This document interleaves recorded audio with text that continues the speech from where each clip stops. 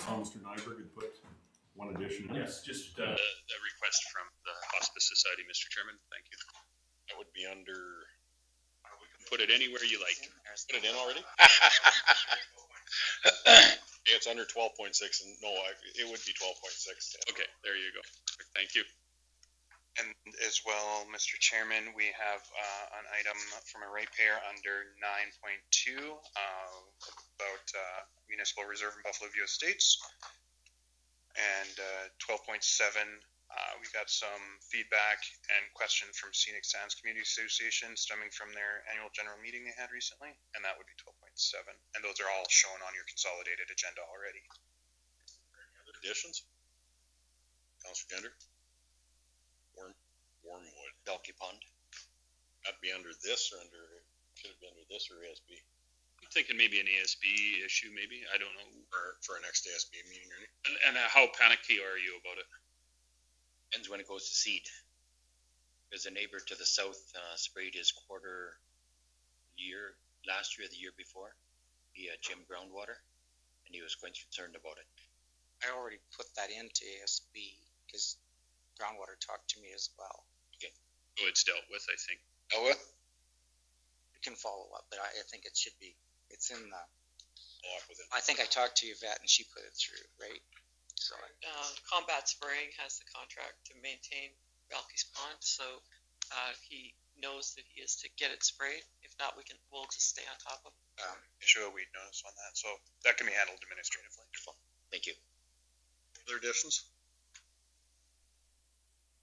Councilor Stover? I will move the agenda with the additions. All in favor? Carried.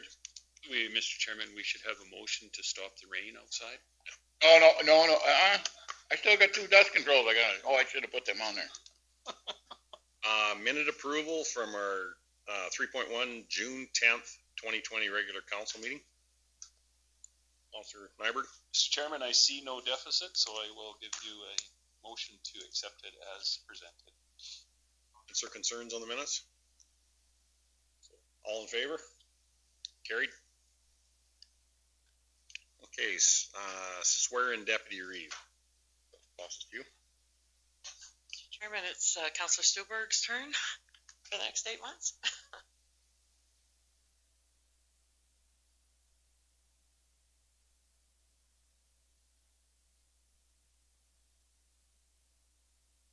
Picture, Mr. Nixon maybe should move one way or the other so you can get the county sign behind it. Only if. I, Les Stuhlberg, solemnly swear and truly declare and affirm that I will honestly, faithfully, and to the best of my ability, exercise the powers and duties according to the law, the office of Deputy Reeve for the County of Stettler, number 6. Thank you.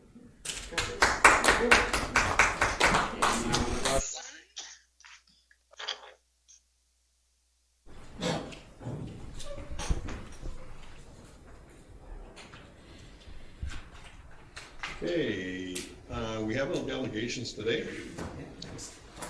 So I guess this moves us to good luck for you to be Deputy Reeve. New business, 7. Just have a question for minutes. Did we get that letter sent out? Because I know you sent it to all of us, to the government. Did it get sent out? It's not signed yet, so I'll see you today.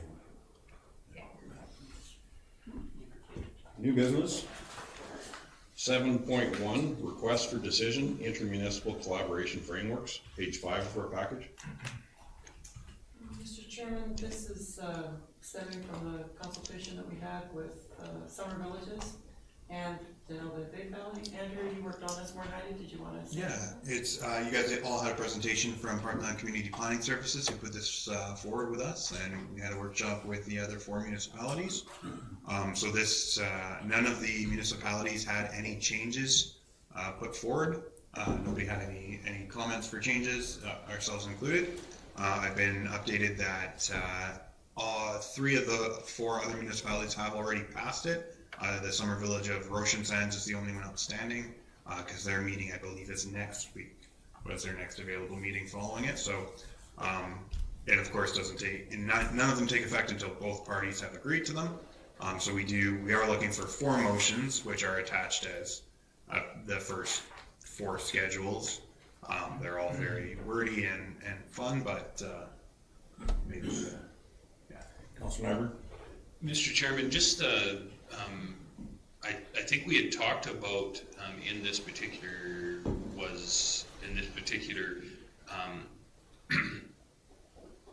bylaw, we were talking about some of our infrastructure and getting in and getting out of some of these particular, other municipalities. Did we ever include that into this? What this is the basis for you to negotiate those agreements. This is what the ICFs are, is we now have a mechanism to negotiate those types of agreements with them. Right, but we thought we would specifically put that, We did transportation. Yeah, but we have a schedule of when we could meet and yeah, discuss fair that. enough. but I apologize, I have not looked at the schedule. What we look at is urban access is what we call that, and so we have scheduled where we provide maintenance for urban access for some of the urban municipalities that we will look to in the next 4 years at some point. I'm not sure where they land on the schedule. We'll look to negotiate an agreement to define the level of service and any commensurate compensation that might be required. That's fair enough, that's within, and I'll give you the first motion for the Village of Big Valley then, Mr. Chairman. Okay, any questions, concerns? All in favor? Carried. Councilor Nixon? And I'll give you the motion for the Big Valley, or the vanilla ICF. Okay. Any questions or concerns on that? All in favor? Carried. Councilor Neitz? I'll give a motion for, Roshan stamps. Okay. Questions, concerns? All in favor? Carried. Councilor Neitz? I'll give the motion for white stamps. Any questions or concerns? Councilor Gender? I guess I've just got one concern, so like with the roadway, that's pushed down the road until 2022, 23, that sort of thing. So I would like to have it pumped up so that we start negotiating prior to. Is there much else we do that? We can certainly go forward with the Summer Village and see, if they're open to negotiate that, but we do have it listed on the work plan, which, these aren't road stone, I mean, we can't change the dates on them. We just gotta be able to bring all parties together. A question to Andrew. Andrew, is that part of that schedule we were talking about? It's in the schedule, and I think what, And Ernie's referring to that just time. how late in the schedule it is. Realistically, 2020, well, we're halfway through it already, and 2021 are quite loaded with agreements that are pressing, including the fire agreement and emergency management, which has some significant funding implications right now. We can absolutely look at it. I'm hesitant to commit. I guess I just made. Yes. I guess I'm just concerned that it's going to be two years down the road of where they're still working on the backs of us. So I just want them to be a little bit more aware that there is going to be a cost to partnership in roads, maintenance on roads. We've certainly made it clear administratively that that's the intent. That we will be re-looking at this, or that they would see a different level of service. But yeah, we can work toward getting that done sooner. Councilor Mr. Chairman, I agree with Mr. Gender on this item that I think it's a sooner than later issue. As important as these other agreements are, I agree. But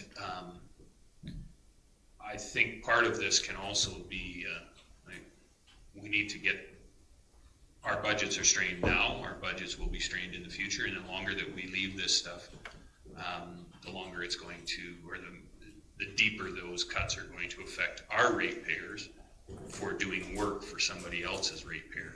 And when times are good, I'm willing to share it, but if we're in tough times, I think we need to unfortunately look after ourselves first. And I don't mean that to be in any way a slight, but it is a reality that I can't sit here and vote for something that is using my ratepayers' money to take care of somebody else's betterment, right? I just, if it's a community effort, I'm okay with it. Everybody puts a little bit in, okay. But when I am paying for somebody else's stuff, I do have an issue. And I agree with Mr. Gender that we need to strongly urge administration to bring that timeline up.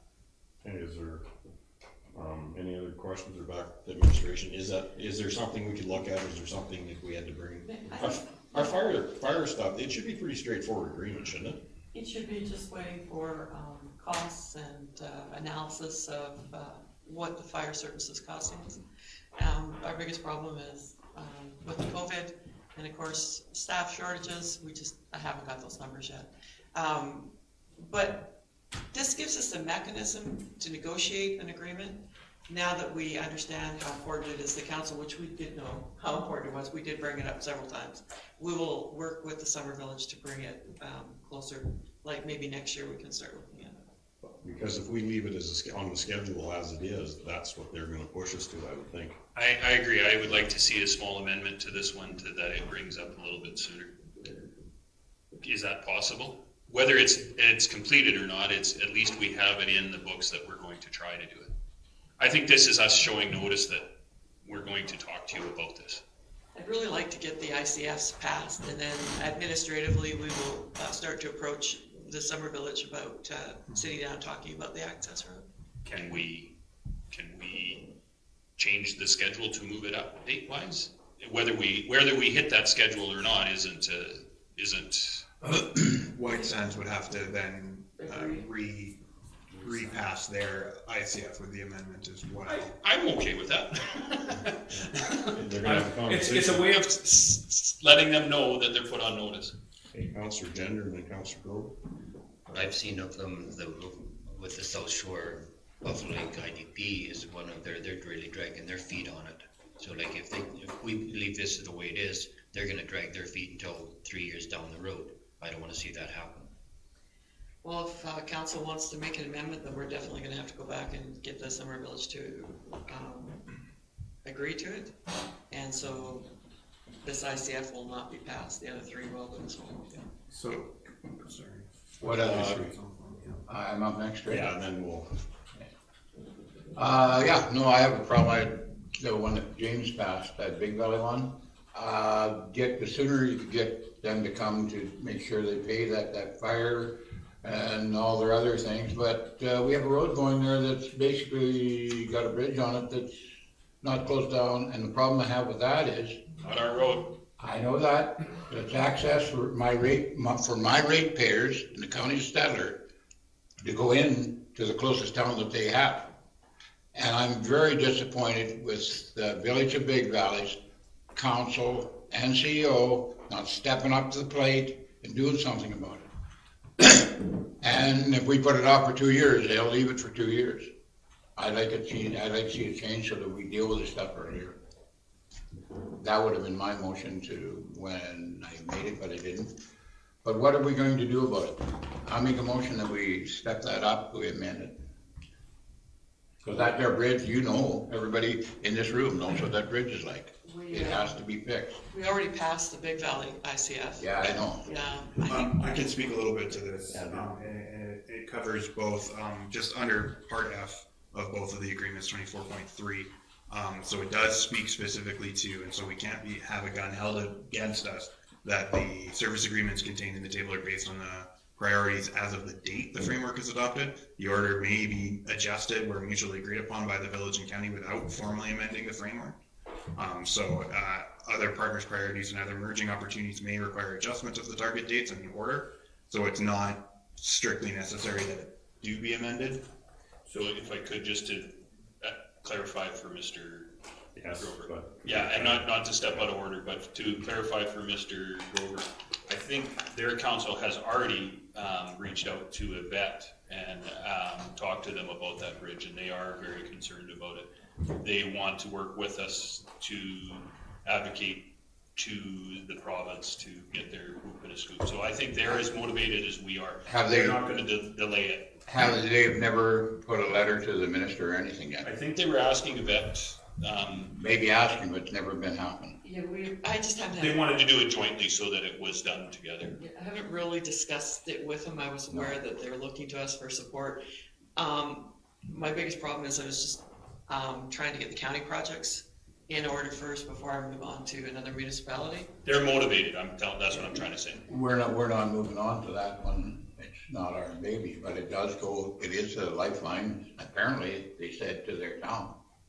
And I think that they should, like, we went down and put signs on it, we've done everything we could do. We're trying to help them, but I think at the end of the day, they need to send a letter, and they need to be, and we can too, but they have to step up. They haven't stepped up yet, they've never sent a letter, and they gotta talk with Yvette and get this done. They'll just sit there for 2 years. If you leave it, they'll just sit there for 2 years and nothing gets done. I disagree with you. I think it's higher on their priority. They have a want where maybe some of the other guys don't have a want. That's what I'm just saying. Counselor Nixon? I think we're trying to read too much and bring too much into this ICF agreement. I think some of these things are more in the IDP line. So I think it's what it says, it's a framework, and the dates are loose framework. I think that's my opinion, so. Counselor Neitz, and then Counselor Stover. I was gonna address the point where it said that we can move up the dates anywhere, and it already says that in here, so I think we can still pass this, cause then we can bring in the roads and discuss it, cause I think our residents and getting phone calls from their residents too, I think they'd probably like us to discuss it too, cause some of them did not know that their taxes did not go towards roads, and they might want some of that to go towards roads, so. I think we can move it, and it says in 24.3 that we can, so. Counselor Spielberg? Yeah, I think it's important that we pass the ICF now, as it is, rather than do a last change at the 12th hour sort of thing, and then not have an ICF with the summer village. I think because we can adjust our priorities as we see fit, so I think it's important to get the thing signed now. Mr. Chairman, I think you have a motion from Mr. Grover to change it, so he either needs to deal with it. We have a motion from Councilor Neitz, but then he also has a motion to amend that, to say that we amend them all. So I'm not sure how you're gonna deal with that. Well, if they've been passed, what? They've been passed. We've passed 3, we're just on the White Sands one. We haven't passed White Sands yet. So you're okay with just pulling that back? Okay, Pull it let's pull back. it off the table. I'll take it off the table, but I'm saying that it's going to be a problem, and they gotta get with the program, the sooner the better. Like, it's been, when that bridge has been no good for over a year now. And I think we can instruct administration to reach out. That's what I was gonna say. At the end of the day, when I got done with this, at the end of the day, it'll be administration to administration. Yeah. And I have no problem with that, as long as it just doesn't sit there until this date comes up. Okay, get it done now. Thank you. So Mr. Gender, sorry, Mr. Chairman, but Mr. Gender has a motion. What's your motion? Are you? I would like to be able to see, are we going to deal with each one separately? Yeah, we have 4. Okay, I'd like to be able to see, like the Summer Village, that we move the road as a priority, as coming into effect, as sooner the better. So you have an amendment to it? Or are you willing just to push this forward and instruct administration to try and move this? We have a motion also on the table to pass it.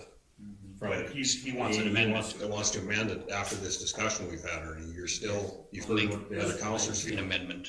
Point of order, Mr. Chairman, I believe that's a separate motion. It is a separate motion. That should be made after. Actually, if I could, I think he is asking to amend hers. Yeah. So we should vote on the amendment. But what I'm saying is, Mr. Chairman, I'm saying that I don't think that's a proper amendment. No, it may be. Well, she has to accept it as friendly or not. I don't think it is. It's a major Yeah, change. it is a major change, yes. So it would have to be voted on. Yeah, I took it as discussion and not. Okay, Counselor Neitz? I was just telling Ernie that I don't think we need to amend it, because in 24.3, we can move it up. It's mutually agreed upon. Yeah, so it's already there, it already allows us to do that. rather than amending it, then having to go back to White Sands, see if they then agree. Mr. Chairman? Yeah.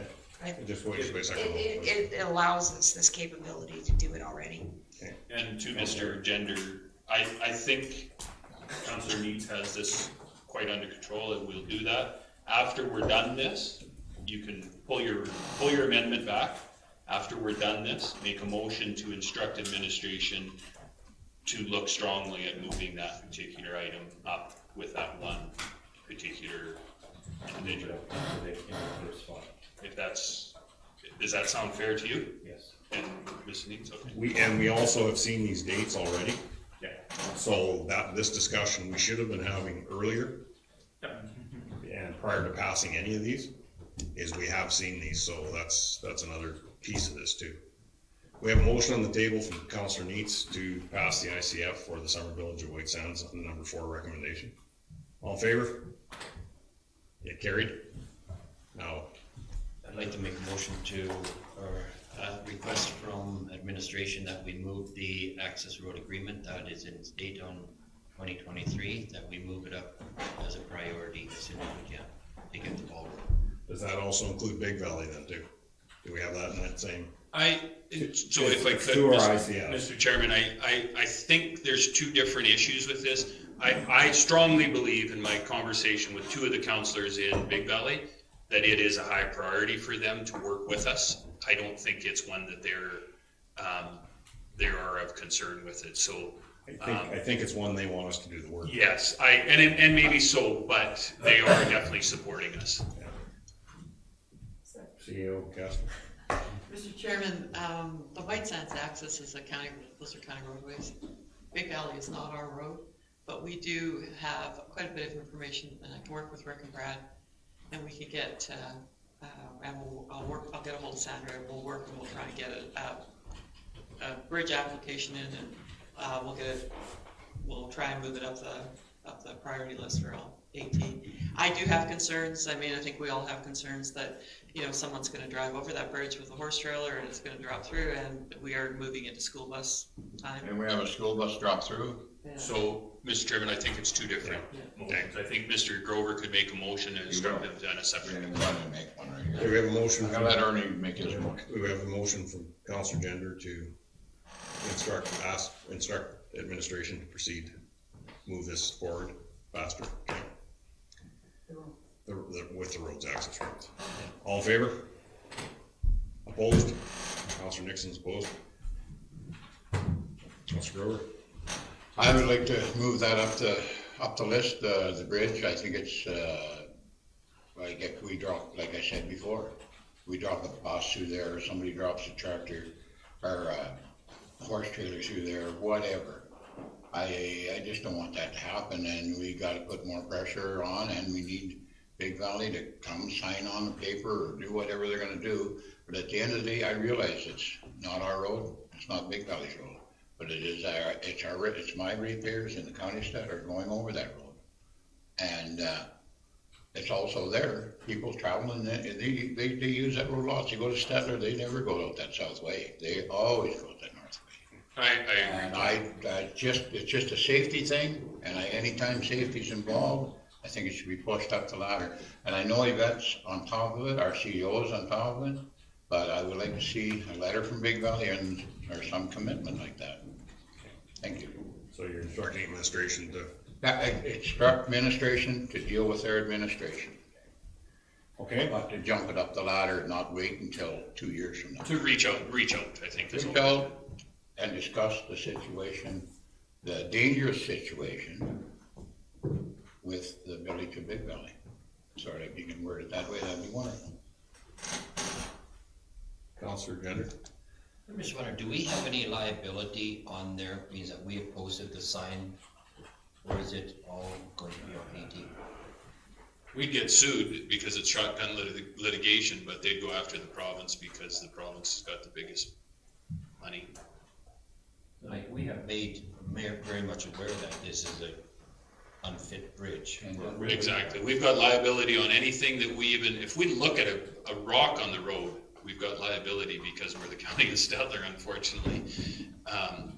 Now, whether you would win or lose, that's a whole other story, but the province has got a much deeper pocket, so that's who they would go after.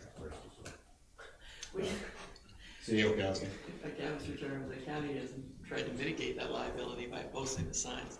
I mean, AT's answer to a lot of rural municipalities, because I've talked to a lot of CAO, is that if a bridge is in that kind of shape, they close the road. That would probably be next on our list if we can't get this bridge repaired, because there is the danger of a horse trailer or school bus, you know, dropping through it, but. Or a school bus. We will try and, we will work with AT, see if we can move it up the line. Councilor Nixon? I will be voting against this one, and I did against the last one, and it's not because I don't agree that they're both important issues, but I know that our administration is working on this, and it's going to continue working on this, and we're all aware of that, so that's why I will be opposing it. Okay. Make a motion. Yeah, the motion's made. All in favor? You're in favor, Council Member? Yes, I am, Mr. Chairman. Opposed was Councilor Nixon. Okay, we've got 7.2, request for decision, rural water hookup request, page 108. We took a big jump there. Do you want to take this? Yeah, I'll take this one. I'll just let everybody get a chance to get caught up. Yeah, if you're not there yet. So this is a pretty easy one. We have a resident who recently had a development approved by Municipal Planning Commission that's also looking to get service from our water line in the southeast phase, so the Bymore Indian area. They're just a little bit northwest of Bymore, I believe. They are right basically on top of the line. I think we just have to bore under the road allowance or under the road. And so this should actually be a net win for us, because they'll be required to pay the $15,000 hookup fee, but the initial estimate is about $9,800 cost is the quote we have. But we do bring these to council regardless, because that's our policy stated. So, Council Sturban? Yeah, I would like to make a recommendation that, or I guess make a motion to approve the recommendation that we allow administration to construct the hookup for the southeast of 143517. Council Gender? Is this going to be tendered? I believe it would typically, well, it might not be tendered. Typically in this price range, we do 3 quotes is what we would get. Rather than a formal tender, we would just seek 3 quotes from qualified vendors. The water line's right in front of us. So it's a nice cheap one. Council Members? Mr. Chairman, I just have a question. Why would it, why are we as council seeing this? Isn't this just an administration straight up? Because of the water line, we've always brought them to you. I just wondered, to me, this is pretty much a straightforward slam dunk that administratively you guys should be put the stamp on it, right? That's all I wondered. Is there a policy that needs to be reviewed? Yeah, basically, we've talked about it in the past. Our policy just doesn't let us even know it's in and out. And it's kind of nice to have your hands on it too, especially when it's Council Grover? Yeah, I think we've all brought them all before, and it's just policy. And another thing is, if we bring one that's a bit, I'm talking. If we bring one that's a bit over and stuff like that, maybe we'll approve it anyhow if it's in the budget. But this one's way under. Yeah, true. But I don't mind seeing them. Thank you. Okay. Any questions, concerns? All in favor? Carried. Mr. Chairman, I have just a question to Andrew. There was a request from the Red Willow area. Didn't recognize the name here a little bit ago, and I just asked him to get in touch with Randy. And they did, Mr. Chairman, they did get a hold of him. They're still kind of testing the waters. Okay. Once they make a final commitment, we'll work with them to get them. Thank you. I can as well, actually, if I can just update council just while we're kind of on the topic. We were pretty successful with some of our federal gas tax money this year. So we will be trying to build in some. Okay, it's talking. Don't worry. We'll be trying to build some larger projects, some bigger trunk lines this year with some of that federal money. That's a big win for us too, because we should get that infrastructure entirely paid for, and a bunch of residents serviced and a lot of water consumption based on our preliminary estimates on where we can take that line. So in that grant, our first priority was to hook up Buffalo View Estates off the Sherland Clone, which we've been approved for that line to Ocean Sound. And the second stage of that was to go to the Red Willow Pork Farm, which looks like we can now go, and off of that line to the Red Willow Pork Farm, we're hoping to be able to negotiate a bunch more about this. What are the costs to the Buffalo View Estates? What are they gonna pay to hook up? They're already hooked up. Oh, so we're just gonna supply the main, okay, so there's no extra cost to them, it'll just drop their cost of water, that's good. Yeah, their cost of water will go from what, Randy, $21.60 a cube to $2.40. They'll be able to watch the boats. And flex their toilets. They've been I figure those people up there at $21 a cube have been very, very patient. And, I don't know, I would never do $21. But if you've got the porta potties on those sites, you don't need much for running water, do you? Okay, Councillor Gender. The one going north of Gatsby, does it have to be designed, or who's going to design it? We have kind of we've done preliminary design, and I'm not 100% sure if we would go back to the engineering firm we worked with before, who's done a lot of work on our rural water lines, or if we tender it, or if we do it in-house. We might be able to do it in-house with Brad. It's early still, we just got the funding approval, so we haven't spent any money on the design. So all approvals have been done with Baby Street water from the province? We are waiting for an agreement from Alberta Transportation that we have to sign.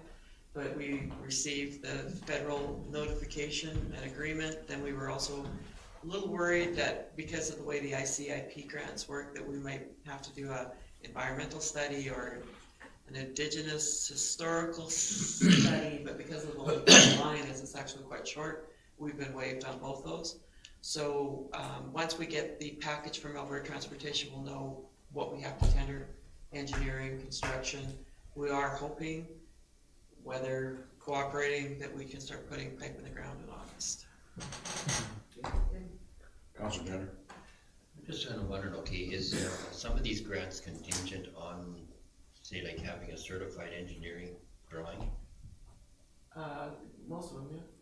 Because I'm just kind of looking at, like with culverts in the past, you had to have it engineered that way before you could. Right, and they've gone away from that, right? So all our bridge grants, they basically made us work with qualified individuals and engineers. That's why they were so expensive to do.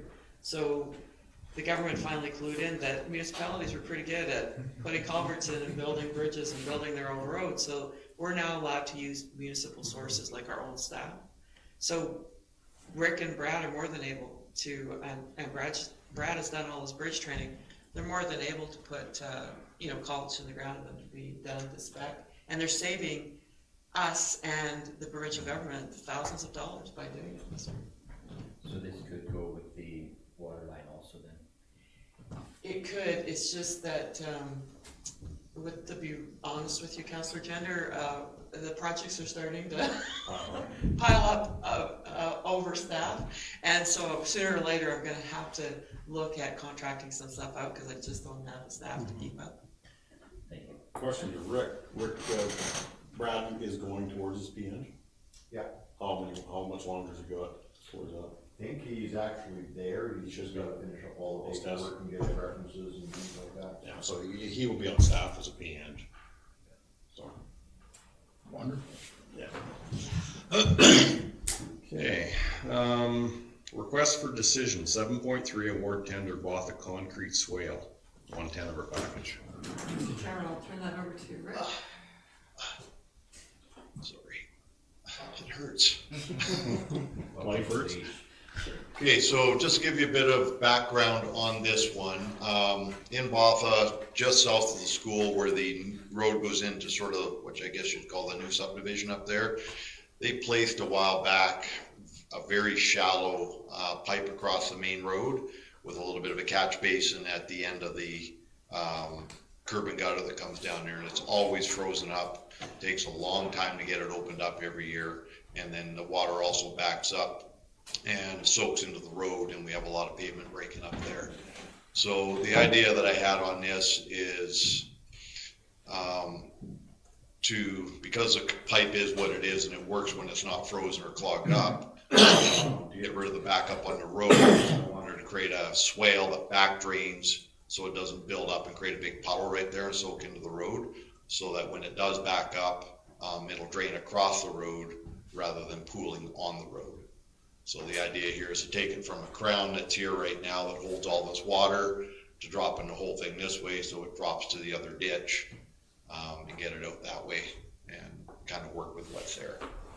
So we had three people provide quotes on that. We did an open tender for it. It wasn't just 3 quotes for this. And obviously the one local contractor had a much better understanding of the project than the other ones, and came in pretty much right on what I figured it would be cost-wise, between $15,000 to $20,000 to get it done. And we're looking to get the okay to go forward with it, and this will be covered under the grants that Botha has through the transition. And what are the other ones there that? The transition grant plus the leftover MSI and the leftover federal gas tax that we have to spend on. Exactly. But this contractor does not have his core or C-Corps. We can run him underneath the county safety program, but wouldn't want to do it for a bigger project, but for a small one we could. Councilor Stolberg? Yeah. I'd like to make the motion for option 1, that the county award the contract to the local contractor for $19,084.50 total. They're substantially less than the competitors. Thank you. Questions, concerns? Councilor Grover? Is this guy working toward his course? We haven't had that conversation with him, but we will be sitting down and discussing it with him. Councilor Timer? Mr. Chairman, I think we've had smaller contractors do that. I think we've had the guys that did this council chamber switch over did that. I think the guys that were on the roofing, some of our small roofing projects have done that. So it's not unusual on small projects. I'm more concerned on the larger projects that they have core. Councilor Gender? I guess the definition will be, what are we gonna call small compared to large, and someone else can be unglued on us? Well, if I could, Mr. Chairman, I think we use the standard of what we have with the North American free trade issue, right? If it becomes something that has to be set out, that's what we do, right? So.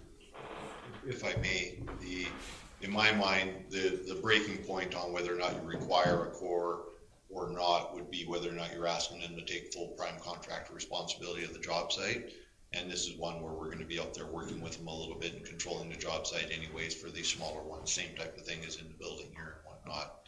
So if we're handing the entire project over to them, lock, stock, and barrel with all the responsibility, you would expect a core, or C-Cores don't even work really properly in that environment either, but definitely a core. Councilor Grover? So they'd be like the 4 gravel haulers that we had hauling under us, and they were making way more money than this year on the year. And they run underneath our core, but they had to live up to our safety standards. Yeah, we maintain control, right? Yeah. Okay. So they'd be listed as a subcontractor, not the prime contractor. As far as the OH&S responsibilities on the job site, we would be prime, yes, and controlling the site. Councilor Nixon, is he just in the coffee room, or is he? Yeah. Separate? He's just in the coffee room. Stick your head out here, please. He agrees, he said. We have a motion on the table. All in favor? Opposed? Councilor Grover is opposed.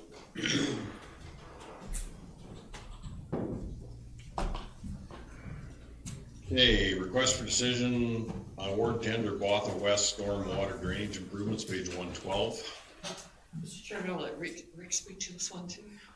Okay, this is something we've been working on in Botha for quite some time, ever since we got the stormwater planning done and went through all the public consultations. We're trying to work with the available money that's left under the Botha transition and MSI funding and whatnot to alleviate problems basically from the downstream end of things back. So we're not doing stuff that is still going to create problems on the west end of things. So we're trying to alleviate the drainage down there. So the overall scope of the project is a directional drilled line with manholes in it, and a storm pond in the road allowance between, I guess it's Darcy's Automotive and Brian Arndt's place, right up close to the highway. And we're gonna run a pipe straight up the road allowance towards the sewer lagoons where it daylights out, and we'll be able to drain by gravity on its own. Years past, actually, when there was a village administration there, they had consultants actually planning to dig these large, massive ditches through there to achieve the same thing, which would have been fairly cumbersome. So the goal here is to go underground, have access to it with manholes so we can keep it cleaned out as required, get an actual storm pond in there that can take the surcharging and whatnot. And we're using the existing trench that's there. We're creating easements on the two properties and using the one that goes around to the railway as sort of an overflow should the pond not have enough capacity. This pond will be sized largely for just the very end of things on that. Later on, we may have to do a little bit more work for storage to the east a little bit to accommodate other things, but this is about as far as we can go to achieve the most amount of benefit there with the money that we got to work with. The bids came in really well. We got 6 bids at the end. We did have a mandatory tender meeting on site, and the reason I like to do that is to make sure that everybody that's bidding heard the same thing at the site meeting, that we don't have a bunch of office bids coming in where guys don't understand what they're doing and what all the conversations were on site. So we did turn a few contractors away after the fact and only took bid from the 6 that came to the site meeting as required. And by and large, I mean, obviously the local was very cost effective and went up from there, obviously, and I think it's going to be a good project. Councilmember? So, Mr. Chairman, through to Rick, I just have a quick question. How big is this pipe you're talking about putting in? It was around 400, if I recall. Okay, so no fear of it freezing off at the end? There's always a little bit of that, but I've got enough hot sea hose and whatnot and the access points with the manholes that we can keep it open. Okay, fair enough. Mr. Chairman, prices were excellent. We've got money left over. We should be able to, we've got a couple manholes identified that we might need to do some work on, sewer manholes, but we can repair some pavement, so. Yeah. And actually going forward, that might be something we have to widen out, because I've actually got in this contract, I don't mean to make a Gatsby dig, but we're actually fixing what we break this time. It's actually in there, and we might break more than I've got estimated, because that whole end of town has got really bad pavement. So depending on what comes up, we have the ability to stretch a little bit if we have to with the dollars that are available, the way the bids came in. So we do intend to have a complete job here, so. Okay. Councilor Jenner? There's going to be, an avenue on the west side there. You're gonna need access down to the pond, you know? Like right now, there's a garden, there's a shed. There used to be. Yeah. That has been cleaned off. Yeah, we're letting the garden stay on the west side. Whether you mow something or let somebody grow some potatoes out there is somewhat irrelevant, but we're keeping a straight shot of the alleyway straight down to the pond for maintenance access. The shed's already been moved, all the other encroachments and piled stuff and whatnot's been moved out of the area. I think they were working on it still yesterday, actually, so. No squatters rates? Pardon me? No squatters rates? No, we need access to it, so. Thank you. Okay, any other questions?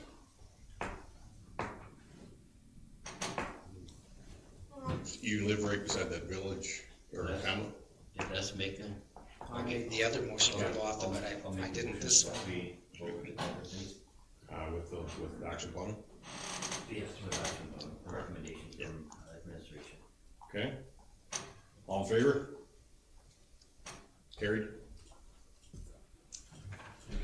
7.5, request for decision, National Drowning Prevention Week, page 115. Thank you, Mr. Chairman. Nikki, do you want to speak to this? Sorry, National Drowning. okay. It's 115. I'm still taking the last one. So we have received a request from the Life Saving Society of Canada again to proclaim National Drowning Week, July 19th to 25th. This annual event is brought to us to bring awareness to our area about wearing life jackets and water safety. And since we do have a big body of water in our county, I think it's important to have a look at it. Council Needs? I would make that motion that the County of Stettler proclaim July 19th to 25th, 2020 National Drowning Prevention. Questions or concerns? Councilor Stolberg?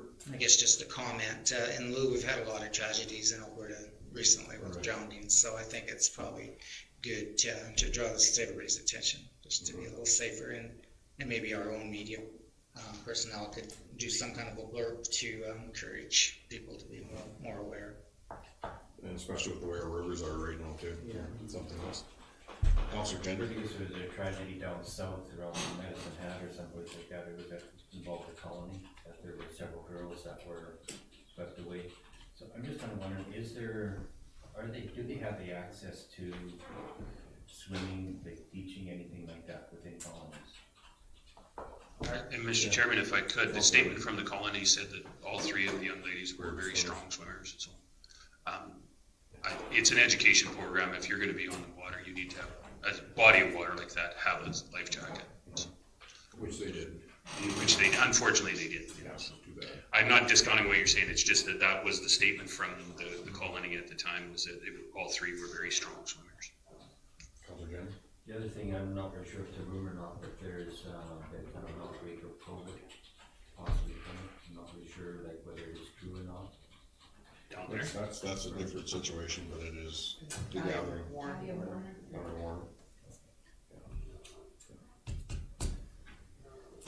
Okay, we have a motion on the table. We said we'll go through that one. We did. Yeah. Okay. Councilor Nyberg? I'm in favor. Okay, all in favor? Carried. 7.6, request for decision to re-hay land tenders, page 117. Mr. Chairman, we tender this out every year. It's that little 10-acre, almost 11-acre spot by the shop. We received 3 bids. One was withdrawn, so staff is recommending that we accept Dwayne Bowen's bid at $2,200 to cut and bale that grass on that 11 acres. I'll make that motion, Mr. Chairman. Okay. Questions or concerns? Councilor Gender? Just wondering on this one, that 10.68, 10.5 acres, is there water on it? Like, why wasn't it being ready? Or where is it? It's right to the east of the shop. It's just that hunk of grassland right there. There isn't really water there unless, well, there probably is now. I think you're referring to the other bid that we had out over by the airport here. 10.46 acres.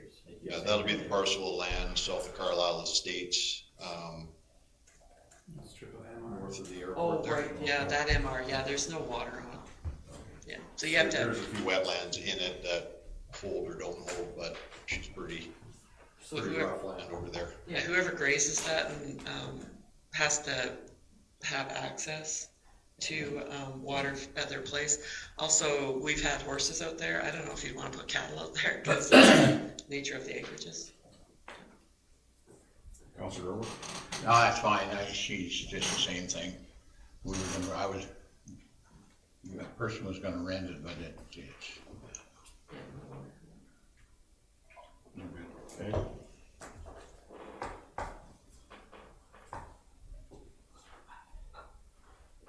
Motion? Did you have a motion? Yes, we have a motion. Mr. Nixon? Yep. Any other questions? All in favor? Carried. Unfinished business, request for decision, Range Road 21-2 north of Highway 601, page 118 of our package. So, Mr. Chairman, this is the old McDonald's Road. We've got a couple of items under unfinished business, but this is a change in the speed limit, which was recommended by council at the last meeting, so I'll let Andrew speak to it. He drafted the. Yeah, so between Protective Services and REC, they discussed the recommendation for the speed limit, and we're recommending 50 kilometers an hour. Of course, we erect signage to indicate that. our recommendation would be to do that now. We've all been down that road. Most people are doing 50 to 60 anyways, because you're playing Frogger with the potholes a bit, and then once the gravel's in place, I think leaving that stop or that speed limit in place at 50 kilometers an hour would be prudent to mitigate some of the concerns that we have heard from ratepayers about the traffic patterns in the past before it was paved, and the excess speed that vehicles could get to, especially with trailers, were causing a lot of traffic safety concerns. So keeping that speed limit down and enforced would hopefully be a good first step to easing people into the new gravel there. Councilor Nyberg, or Nyberg and then Councilor Woods. So, Mr. Chairman, I'm not in favor of this one because of the simple fact is that just recently we turned down a request from one of my ratepayers to drop that, and it was a very similar issue. I could see us having requests from Mr. Grover's area in front of every place to control dust control or to mitigate dust control. Unfortunately, this council has made a decision of how we are going to work with dust control is to use either a topical treatment, whether it be water, whether it be oil or pavement. To make this as a wholesale change, I'm not so sure I'm in favor of that, because I can definitely see Mr. Grover's area wanting that. We're going to end up hiring 2 or 3 more officers to patrol everything that we're going to drop speed limits on. I'm still in favor of some sort of topical dust control, whether it be water, whether it be oil or calcium or something. That being said, the developers of that particular area we can figure out something that they have a cost share involved in that. But again, those who benefit should pay service fees for it. Councilor Needs. I was just on this road last weekend and the traffic, I couldn't believe the traffic that was going up and down this road. Actually, I do agree with Mr. Nyberg. We would have to have somebody out there to man this and to pay attention to the speed. One of the concerns they have is not just with the dust, it was also with the rain too. They said before we put any kind of oil product on there, they were out there pulling people out of the ditch because when the gravel got wet, people were sliding off into the ditch.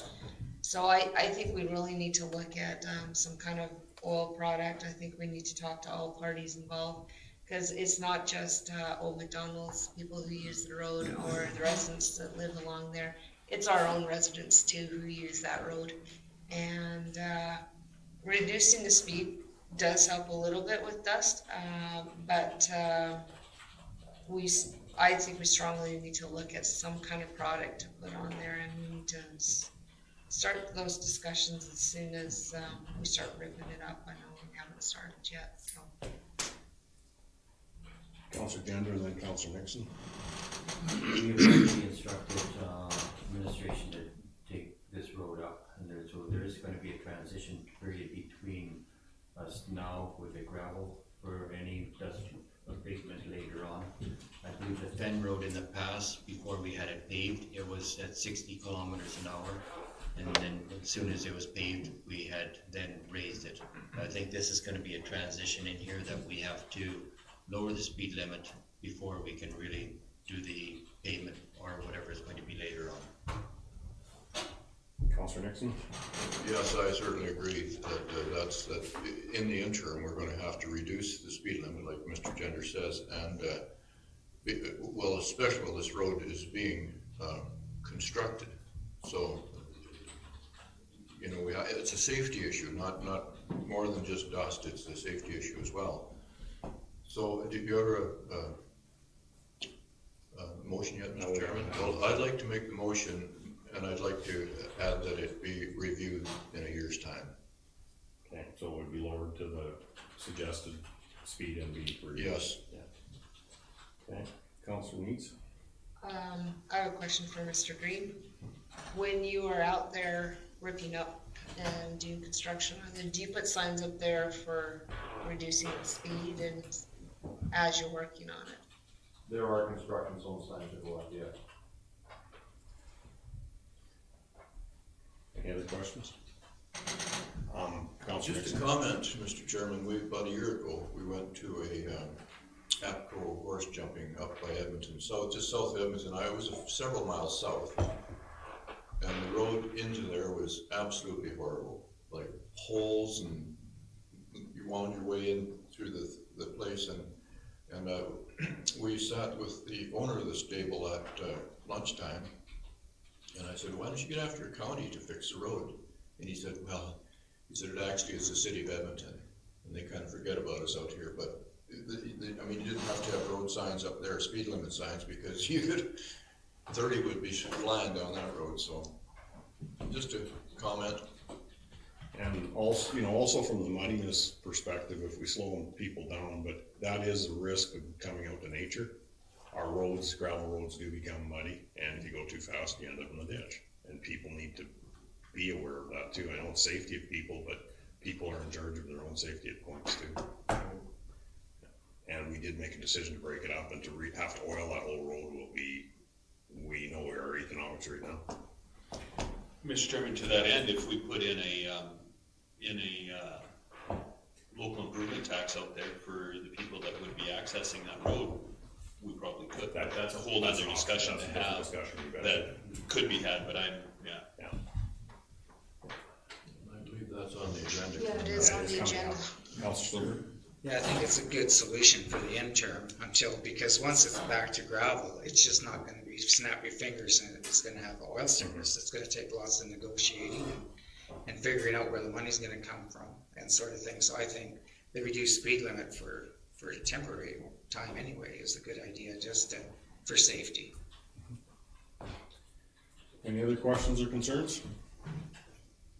All in favor? Opposed? Councilor Nyberg opposed.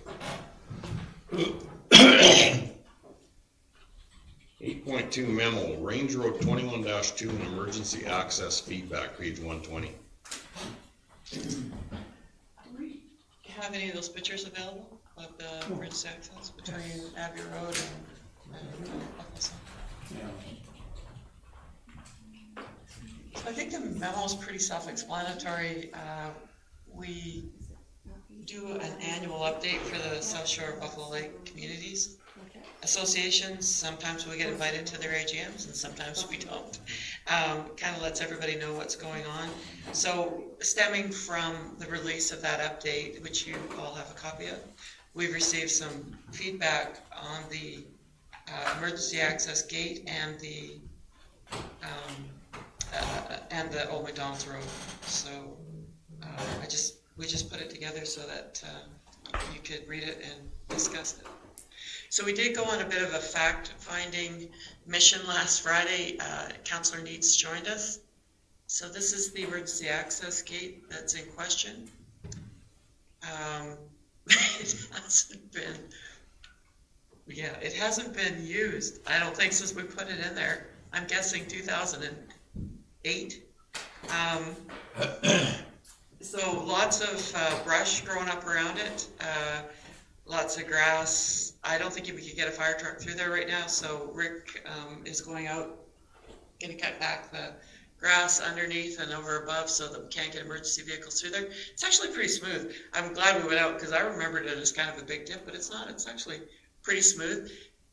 I don't necessarily oppose a gate being there. I don't know if it has to be locked, but it would, I think, promote, if the gate was even left unlocked, it would promote walking traffic, which I don't think is a bad thing, because Buffalo Sands has a great trail system through it, so does Scenic Sands. But the biggest issue we're having right now out there is people are parking all over our accesses, our roads. So we found a trailer parked right beside the emergency access. You couldn't get a fire truck around that or an ambulance. Of course, the pullouts are pushed out. I was out there again Saturday. Parking lot. Yeah, I was out there again on Saturday morning, and the trailer was still there. So I've asked Rick to order some signs that say emergency access, no parking. And I think we need to talk about sending letters out to lake residents and remind them that if they have people staying with them, they have to keep them all confined on their lot. I think as you'll see later on, one of our biggest issues at Buffalo View Estates is that you do not have emergency vehicle access when everyone starts parking in front of the cottage or the RV. So, kind of put it into perspective as to what it is, but it does cut off quite a bit of miles if you're in an ambulance and you're trying to get from one point to the other, or if we have to move people because of the storm, even from Old McDonald's, from Scenic Sands, Abbey Road, we open the gate up and bring them through Buffalo Sands and out the other way. Councilor Gender? On that road, is it the adequate gravel there? Yes. There's grass growing up on it, but I'm pretty sure if we got the grass cut and graded it up, it'd be fine. We're gonna spray all the grass out Yeah. and fix it up and get it all visible and put signs up, yeah. Councilor Nyberg? Is that, an actual road allowance? No, it's an MR. So it would be a difference. So you could actually still have a gate there, legally speaking, right? Because Yeah. Councilor Weeds? I was gonna say the same thing. It's not a road wide away, it's just MR, and it's quite narrow. And I think leaving the gate there would be fine. Residents were fine with leaving a gate that's easy to unlock or whatnot, so that any kind of emergency vehicle could get through there easily. It takes us back to the whole fact of the lock gate, though, if we're bringing people in from other areas, they don't have keys. Yeah, well, they said, residents even said they don't care if it's locked, and just keep a gate there to deter people from using it as a main road, which it is not. Those are two very cheap farm gates, like probably the cheapest thing the UFA sells. They haven't been exercised for a while, so I think, we're just gonna be up there with a grease gun for a little while. But, it's not hard. We kind of giggled a little bit because the fire had a lockbox on it, but it was only on one side. So if you're coming from the other side, how do you get the lockbox open and then get the key out? And is it the right key? Because every now and then we change our locks because we get too many of the same keys outgoing. I think the gate is fine, and just keep the lock off of it. Provides access, maybe deters, but if somebody really wanted to get through that gate, they'd hit it with their truck and be through it in a moment, whether it had a lock on it or not. Some of the comments that come back, though, is that we've lived here for this many years and there's been no emergencies. Well, we don't plan emergencies for tomorrow. We don't plan emergencies for next year. They're not into my calendar. There's gonna be an emergency. Thursday's emergency day. Proper planning, but I mean, Still muted, Larry. for people parking and for people, thinking that's just there for people, kids to ride their bikes and people to walk on and their overflow RVs. Emergency access is emergency access, and if it's not used for 40 years, we're very fortunate. But on the 40th year, if we need it, it has to be accessible. Well, that argument certainly didn't hold water with me either. Yeah. Councilor Gender? Okay, Lee, so I'm just gonna wonder, so not to impede the foot traffic, is there just a quick way around that gate? No, but there is a trail running right on the east side of it, right behind both those houses.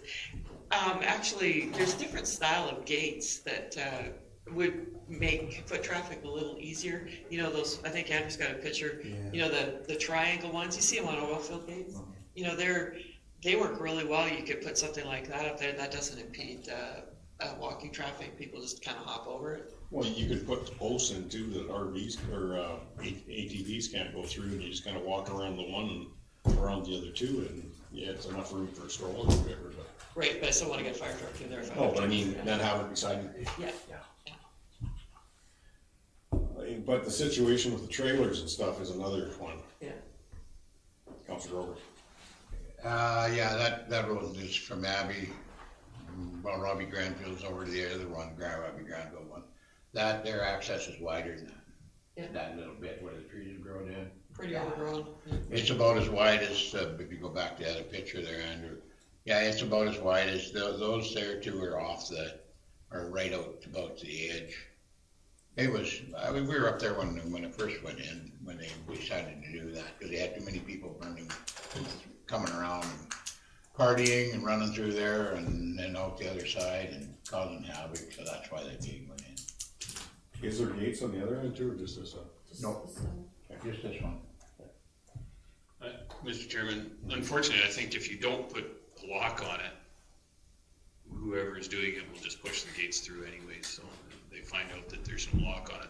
You see it over and over again where you have gates on an oil field installation in the county where the gates are left open into our ditches. We even hit one, I think, a few years ago with a grader around in my area, had to put a new gate on because they left it swinging open instead of into the field that it should have been the way it should have been done.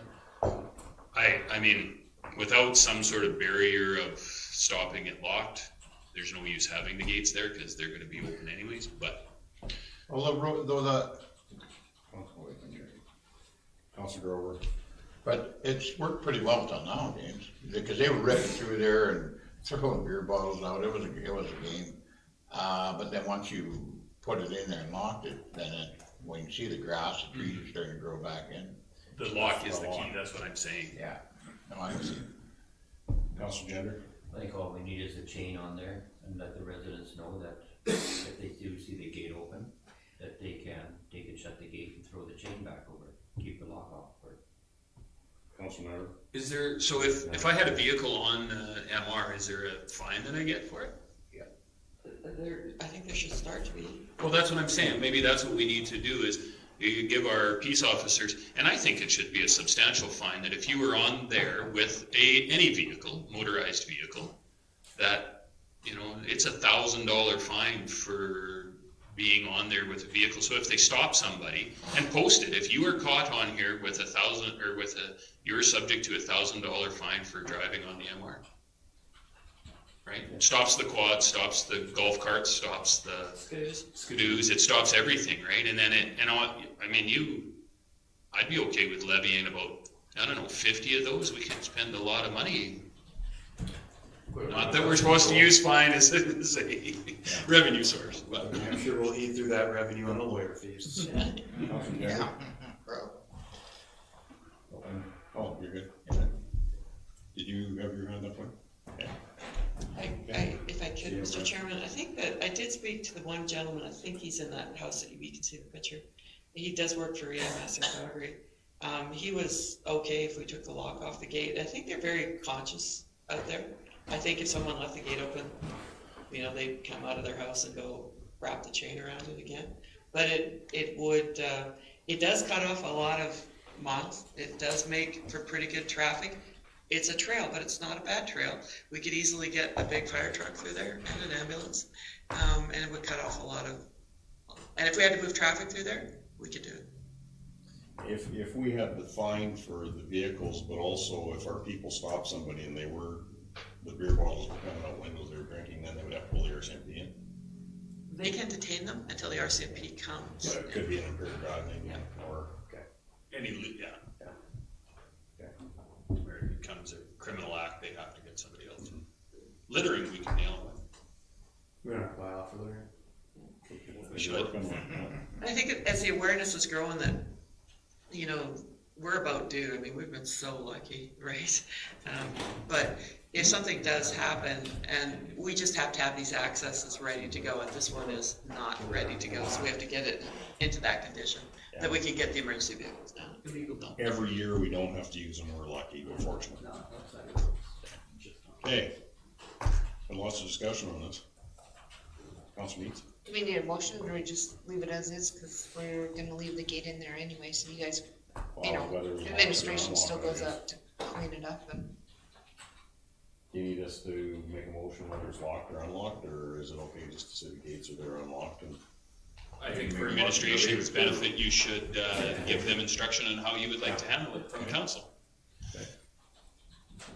So, can we entertain a motion from someone at the table? 3. I'll make the motion to leave the gate, but to have it unlocked and then to monitor it to see how it works. Any other discussion? Counselor Gender? Just looking at kind of an amendment on there that we do make it, say like outside of the gate, that it's easy access for someone to walk through instead of having to open up the gate and then accidentally leaving it open. We'll get it cleaned up and they'll be able to walk around it. Okay, so there's nothing beyond the gate? Well, even if it's fenced out, we'll clean it up and make a walkway through if need be. Okay. Right, so similar to what we did in the ball line there, where it's just a little foot access and fenced everything else in. Okay. So motion on the table, all in favor? Opposed, none? Okay, carried. Do you wanna take your suggestion any further ahead as far as, MR? You wanna put a motion on the table for that, Counselor? Well, yeah, maybe we could, Mr. Chairman, I'll make the motion that we instruct administration to bring back some sort of, I guess it would have to be a bylaw, correct, Andrew? Yeah, it can either be an amendment to an existing one or as a new one. To research a bylaw amendment to bring back a fine for MR. And it could be MR encroachments and MR, just MR encroachments. That would be considered encroachment if you're driving on it. It's Or if you're parking on it or whatever you're doing. Yeah, however that encroachment is dealt with. Also, and maybe there should be a little bit stronger fine versus me, taking my grass clippings out there and dumping them on the MR, or cutting down trees or putting on trees. There should be one different than putting a vehicle on it. So have the administration bring back some ideas. Questions or concerns, Counselor, or Mr. Before Brady? before we get too far down that rabbit hole, if we actually fully confirm that MR, that check the legal framework through registries, it appears to be connected to the road plan for Abbey Road, might be worth. On the east side of Abbey Road, it is MR, on the west side. They don't show any lines across there with a separate lot for an MR on registries thing, so there might be something different there, it might be worth checking first. Mr. Chairman, if that is a road allowance, I am absolutely not in favor of putting up the gate because we are contradicting ourselves. We need to get that straightened very much so. It's almost positive that it is. Because if it is MR, I'm in favor of leaving up the gates. If it is road allowance, we cannot by legislation put up, and we would be, all of us would be in contradiction. But if the gates were sitting on MR, and even if it tied to road allowance, we still could have gates on the MR.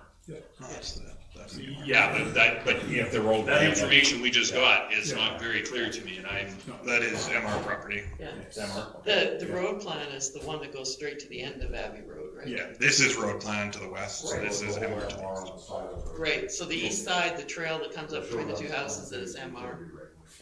I see, Okay. Good. Okay, any other comments on the motion we have on the table from MR perspective? All in favor? The one that Mr. Duggan put up? Yes. Well, everybody's in favor. Okay, memo, 8.3, a fitting day for administration office roof, page 124. Mr. Chairman, it's pretty self-explanatory. Lorraine and I did meet with the proven contractor that the insurance company had hired to redo the roof here on the administration building.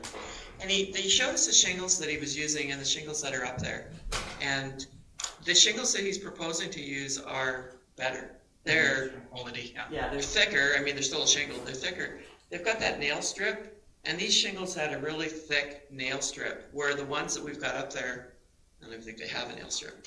And so I could see where, they are a better make of shingle, which might alleviate the problem. The other thing we were discussing is if they could get it on the building in between rain showers and preferably a hot day, because you put asphalt shingles on a roof when it's hot, they kind of seal. You put them on in the wintertime. Anybody you talk to who's ever put shingles on in the wintertime seems to have problems with them. But we could go with tin too. He did talk about, tin will pit. And you can see that around town where lots of people had tin roofs and they're changing them. And some people had shingle roofs and they're changing them to tin. But tin will pit.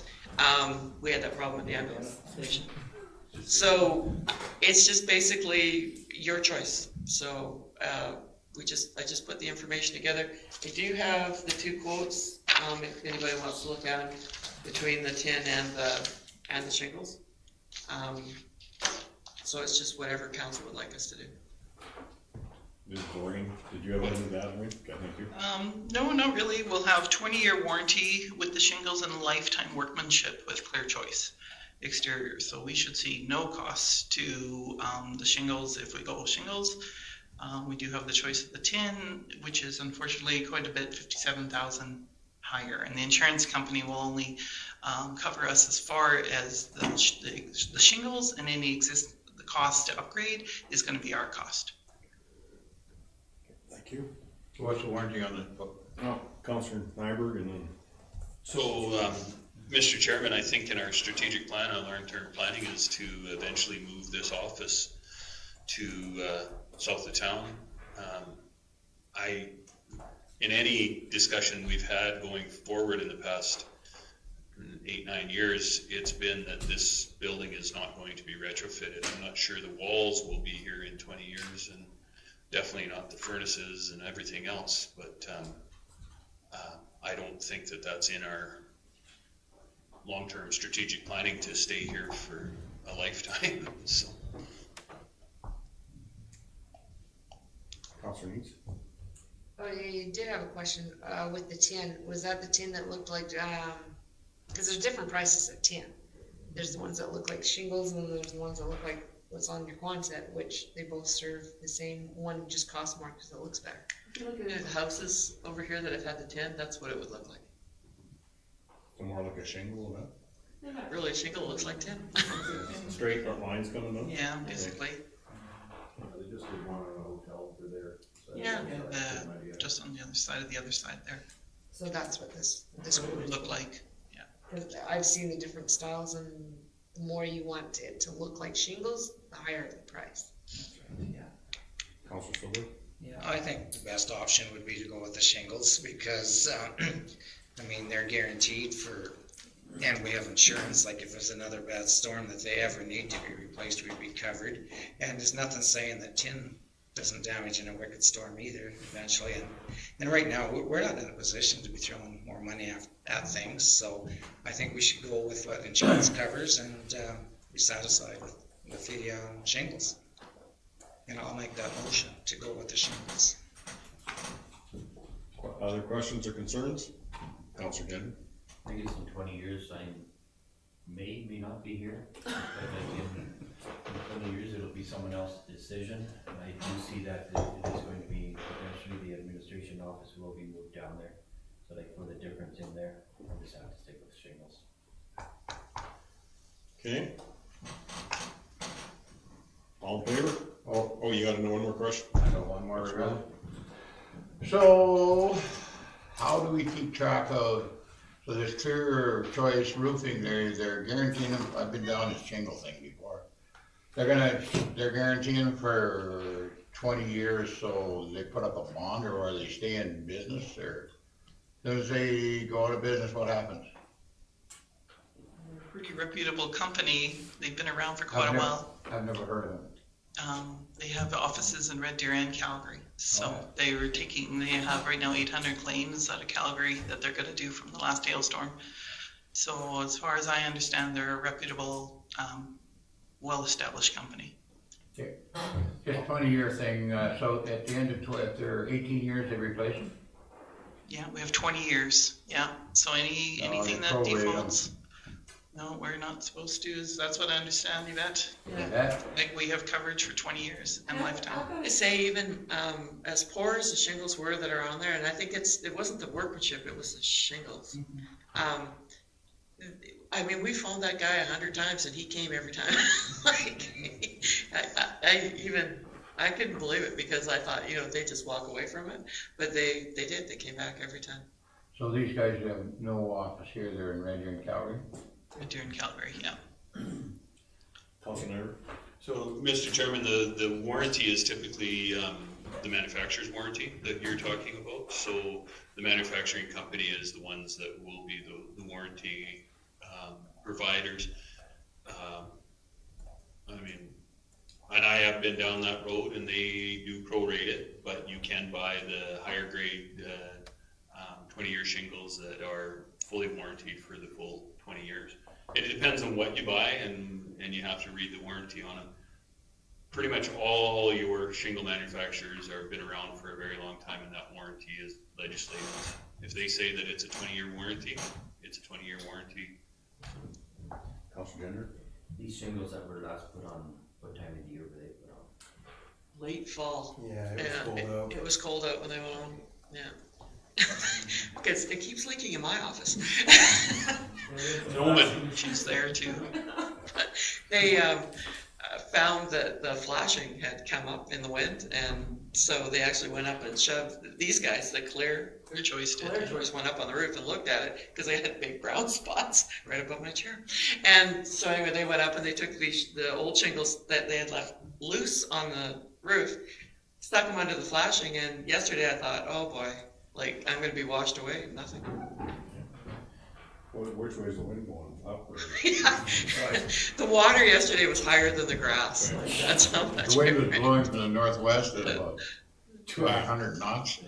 So do we leave it at their discretion on when they redo the roof, or do we put kind of a stipulation in there? They were going to try and get at it right away. Yeah. They're just waiting for the decision today between the tin and the shingles, and as soon as I get that decision, I'm to let the adjuster and the contractor know, and then we just have to decide on color, I guess, and then they'll put them on as soon as they can get to it. Thank you. Any other questions? Councilor Stouberg has the motion on the table. All in favor? Opposed? Councilor Grover's opposed. 8.4 memo, Bayview Street Extension follow-up questions. 125 of our package. So, Mr. Chairman, we received an email from Julie and basically the Roshan Sand Sites Community Association. They had some questions following the last council meeting and the decisions that we made or discussed at that time. So we just, Rick did most of this work. He went in and answered most of these questions. So we wanted to bring it back to council so that you can see. And if you had any further discussion.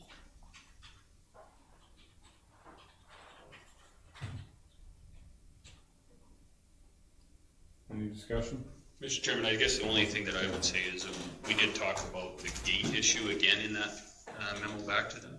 I think we have to be very clear and maybe even stop having that discussion. Just say it is impossible for us to gate a public road. It's just, it has to, unfortunately, we keep, and I hate to say it, leading them on with even having that discussion. We should just say, no, we can't do that unless you want to go to your MLA and see if they will change provincial legislation.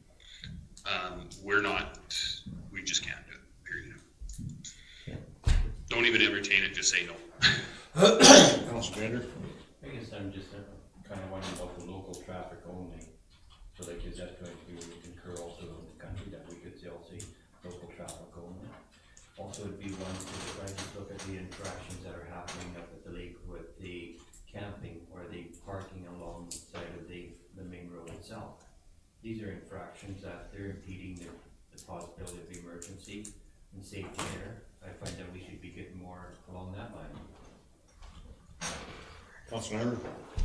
I also have a concern because I happened to be out at the lake a little while ago when the mayflies come in, and there's a number of residents down there that hire steam trucks to come in. Those steam trucks are, I'm not sure how they're getting in there because they are actually breaking the bylaw of the Roshan Sands because they're 4,500 kg bylaw to come over their thing. 22.5 for us, but Roshan Sands has quoted at 4,500 kg. No, they're 22.5 right off 835. Oh, are they? Okay, well, that was when I seen the sign. I saw a 4,500 kg sign. I double checked when we were up there on Friday. It's a 22.5. invitation. And I wonder if that's changed, because it was a 4,500 kg sign up there. Yeah, I didn't notice one on Friday, Okay. but right off the highway is that 22,500. Okay. So, and our road ban is on there is 22.5 as well? I'm not sure we actually have one on there specifically. And it's just a concern, because, I mean, that would definitely break that. I mean, those steam trucks, when they're loaded with water, What are they steaming with? Do they steam off, they pressure wash off the sides of their houses? houses. They, some people buy their own pressure washer and do it, and some people hire the steam company, and they had 3 trucks actually out there that I saw. In one day. In one day. What about the environment? Okay. Councilor Jenner? So question to that, James, were they parked, in order to steam them off, were they parked on the road? Oh, no, they were pulled in. Well, from what I saw, they were all parked in their driveways, and they were running hoses off the back. But I'm thinking like those steam trucks, typical weight on those are like, they're 25,000 kgs, I think, is what because they got a lot of water on them. Probably 1,000 gallons. How many? About 1,000. So what does that work out to? Well, that would be 10 pounds per gallon, so 10,000 pounds, and then the weight of the truck and the equipment. So that's 20,000 kg just in water, not including the steamer or the truck itself, right? Yeah. Yes, go ahead. We are going to put up a sign, at Chokecherry Lane at the county boundaries. One of those little white signs that welcome to the county of Stettler, you know, for our logo. You see them on some of the secondary highway. And then basically put the weight restrictions on it, and then on the back side of it will be, thank you for visiting the county of Stettler, somewhere so people do know the boundary between the Summer Village and the county. We've had lots of problems with that, so. What about the request from Mr. Gender? On the, No parking on all the roads. No, about the Local traffic. local traffic only? We have local traffic only signs on areas that have dead ends in rural county. We have quite a few. This isn't dead end. No, but it is for an emergency access, local traffic only. We could try it, see if it would work down. If you're dead against us putting that sign up, then Where exactly are you putting the sign? I think we would probably try and put it right where the county of Stettler boundaries are going to the east, and then maybe out on 20-4 on the new road when it gets done, going west. Would that make it easier for us to enforce if somebody parked along that road? We're gonna have to get some Changes. We're gonna have to get some signs that say no parking, and I think we've gotta get some letters out to every resident in the lake that's saying, you know, if you have a lot, ensure that your visitors and every vehicle you own is contained on your lot. Do we have fines for parking tickets out there? We do, I think we need to. I mean, one weekend of parking ticket fines and you just leave it on their windshield and say, thank you very much. Unfortunately, we're stuck in a tough position like we always are. We have people that are complaining about all the trailers and boat trailers parked in just about anywhere, and then we have people that are their neighbors are breaking the law. Yeah, it's between $100 and $200, depending on what you do. From it affects their emergency access. Yeah. So can we not send them a letter that your vehicle will be towed and fined? I would put up a couple of signs and then start. Towed and fined though, I mean, because we can fine, and we still can't get a truck in there if we need to. I think we need to pull in with the trucks and start pulling stuff out, let them know that you cannot do this. Enforcement is typically scaled. What you do is you fine them, and I mean, if you remember in the West Country, there was the individuals that were out there quadding, and they were getting $50 fines, and they were putting up the tickets on their clothesline to see how many they could actually get, because they just didn't care about the fine because you couldn't seize the vehicle. Yeah. But I think you're right. If you towed in, we had it set in that you could tow them, fine them, and then if the problem doesn't But you have to give a time limit for them to get it off, because if it sits all weekend, you still haven't removed your emergency situation. Right, no, but what I'm saying, your first weekend would be of enforcement would be fines, and then the next weekend, okay, you guys didn't get the program, guess what? We're gonna have to start towing some vehicles, right? Finding and towing at that time. It's just a staged approach, that's all. Did you load any of the pictures of some of the stuff that? Yeah, I do have them, but I just, before I lose this train of thought, if I can, Mr. Yes. Just speak a bit to the technicalities behind towing and fining under both the Traffic Safety Act and our General Traffic Bylaw. It depends on the situation, so a vehicle parked on a highway is only in contravention if we have a no parking sign, basically, except some other circumstances like parking an RV on a residential road for 120 hours, or trailers that aren't attached to vehicles. There's some fines associated with that, but primarily we need signs saying no parking to find them. To actually tow, there's a few other clauses that come from the Traffic Safety Act specifically. So if it's abandoned, so there's no traffic safety, or there's no sign saying you can't park here, but you've been there for a week, then we give them a 72-hour tag.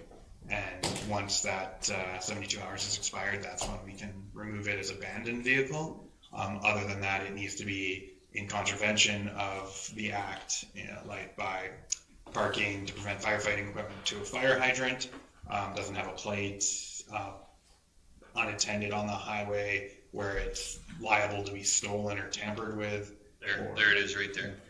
I think that's a higher bar than it sounds. Tampered with was when my fire truck runs it over.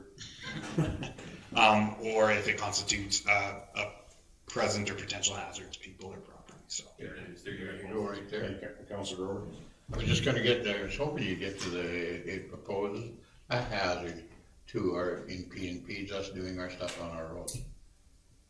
There you go. And Mr. Nyberg, you know how many hours can once you put a tape on them or whatever? 72. 72, that's a long time. You know, That's 72 hours, and then you do C240. So. Yeah, that doesn't stop them, but that impeding getting safety, like ambulance or a fire truck through there, that's what we're after. And you can ticket them and haul them then, right? Maybe Sunday you'd be busy. Councilor Jenner? 72 hours. I'm just kind of wondering if we go with no parking at any time, emergency access. Yeah, there's definitely, that's a location by location thing, we can absolutely put. Could that be on with our entrance signs where you're entering the county of Stettler, or from the other end, local traffic, any, parking on public roads or MR properties? If we stated that, would that not? I think that's potentially too general, and I, as a defendant in court, could probably. Well, make it more specific then, so that it wouldn't, eh? Yeah, like we just, like signs adjacent to the area, it's typically where you want it. You're right. You probably want to deal with the paved surface specifically, because all the way through the entire area, there is, road allowance width that goes up to the property where everybody parks on, but it's off a paved road. They also landscape and everything up to the pavement, very much like in town here, where, the first part of my driveway isn't my property, but I still park on it. So if you're gonna control parking, you want it on the actual surface of the road where vehicles are gonna be moving. If you're trying to remove all the parking from that roadway, that's the entire right of way by definition, right? And you got retaining walls, pickleball courts, pickups, boats, and everything parked on the right of way all the way up there, just not necessarily on the paved surface, right? I think it's paved surface you need to deal with. Well, I think it'd give, Councilor Grover? I think if you go with the other one, it gives you that, a little bit of, you can stretch it like a boat. I park my boat there, I'm half on the pavement and half off. I'm on there a bit, and my start, your Can you park in the ditch? I don't think you can. Huh? You can't park in a ditch. No, I don't, and so I'm, like, he was talking just the paved surface, no, it's the whole thing, so we can get them big, if we have to get a big fire truck through there, we have to get them through there. Because we're gonna take water over there for them. Next thing is we're gonna have hydrants over there. And then you gotta get there with a fire truck, sorry. Can you load the pictures, Andrew? Yeah. Councilor Needs? Do we not allow parking in residential anyway? Because everywhere you go, you can park in front of a house, you just can't. I mean, there's restrictions, you can't put an RV in front of a house and live in it because it's on the street. But we still do allow parking, per se, for vehicles, right? If it is set up in the, development plan. So what we've done out at the lake is everybody has a laneway and they are not allowed to park in front of their house. They're supposed to be in their lane. Now, the curb and gutter at Buffalo View Estates, I'm not sure the development plan on that, what we did. There is some, so the old Bolin subdivision doesn't have that provision, but the Buffalo View Estates with the curb and gutter, I think there is some provision for parking in front. We'd have to ask Jacinta what we did on that one, because I'm not 100% sure if we allowed that. Mr. Green, from a roadway width perspective, on the internal roads, like the local roads within Buffalo View Estates, for instance, there's not enough width there to be parking on both sides of the road. So we wouldn't have put it There in, is lane width essentially, only because it was a 7 inch and the top lane width was 3.5 on each side, so it'd be normally in these environments here, you'll see a little bit of a wider road so that you have a little bit of room to move around somebody parking on one side at the very least, or on the collector, it's wider in the first place.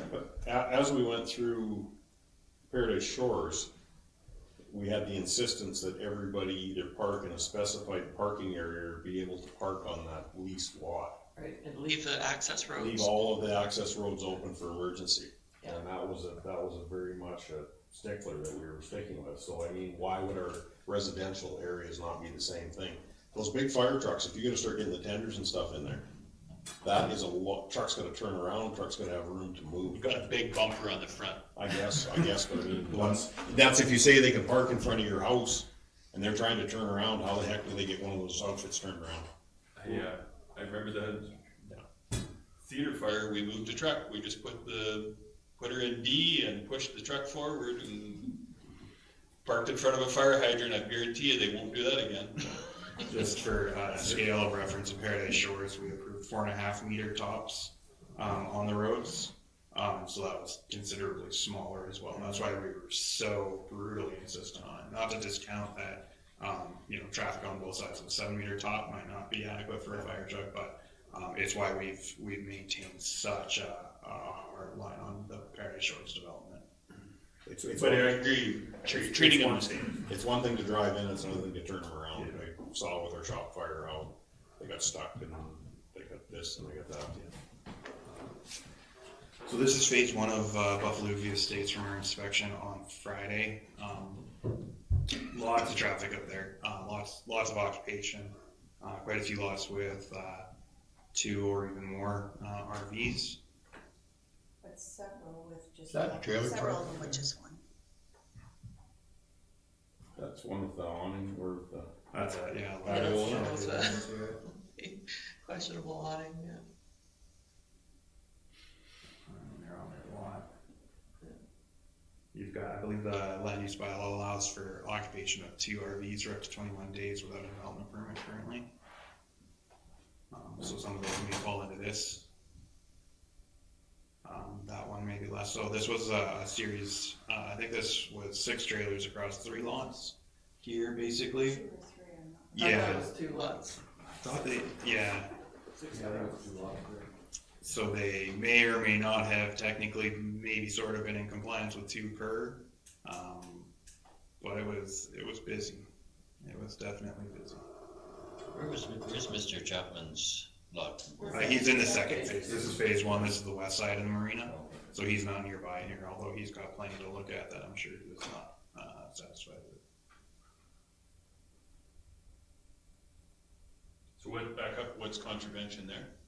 There isn't Not contravention. necessarily contravention in every picture here. This is just to give you guys an idea of what we saw on Friday. Yeah. Do they have a house with this? Trailer. No, trailer in the garage, but it's good. So do they have a time limit to build the house? 'Cause If you don't renew their development permit, they do. Yeah, because of course they could have gotten that temporary development permit to have a trailer on the lot longer than 21 days, so they may have used that. This was quite the fence. That's nice. Yeah, they look like they're prepared to build.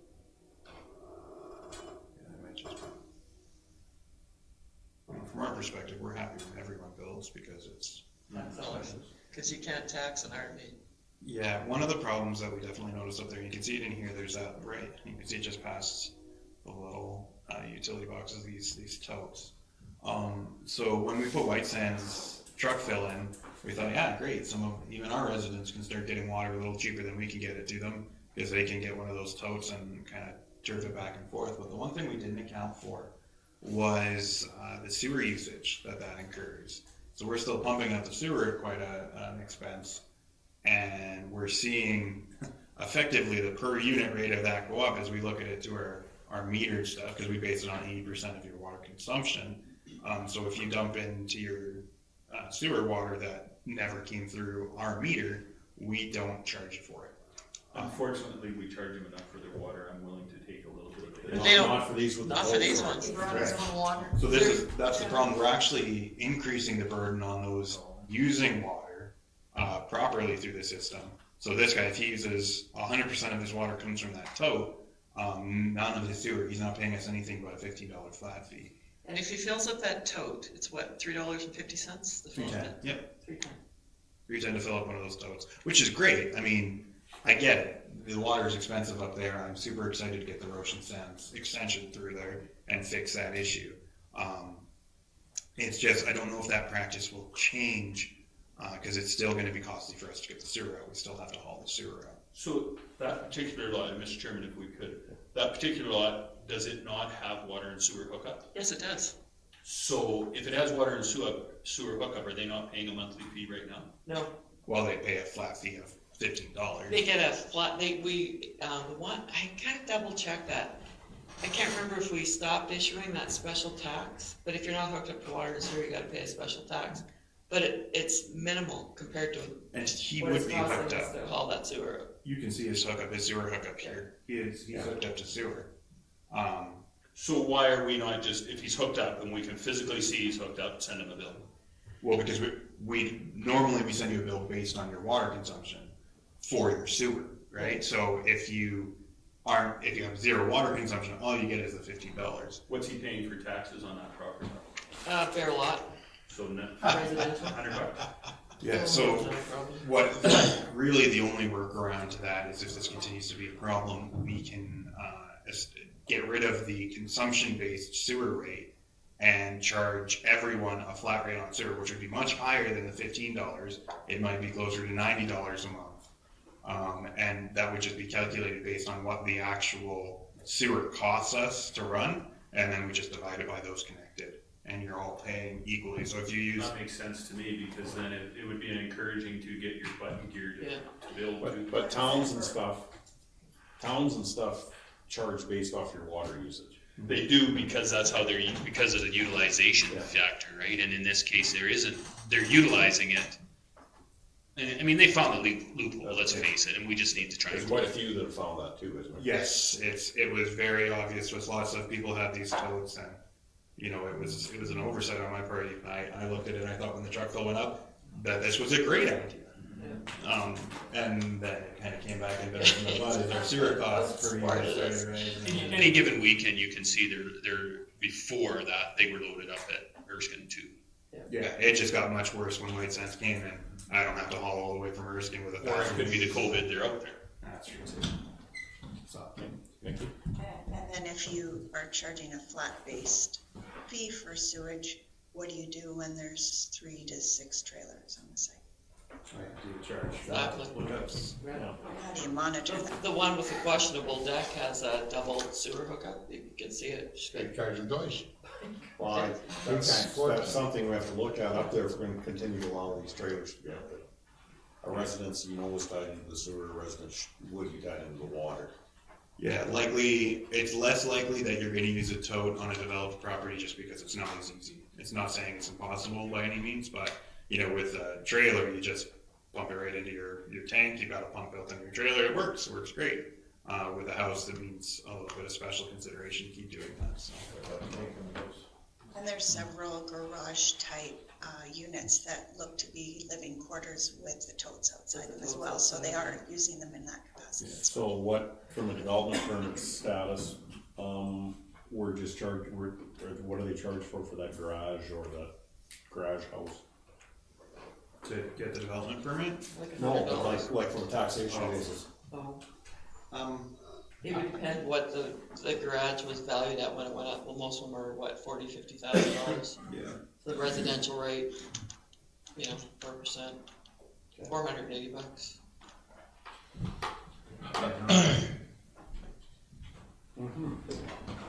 So can you charge a flat fee for every sewer hookup?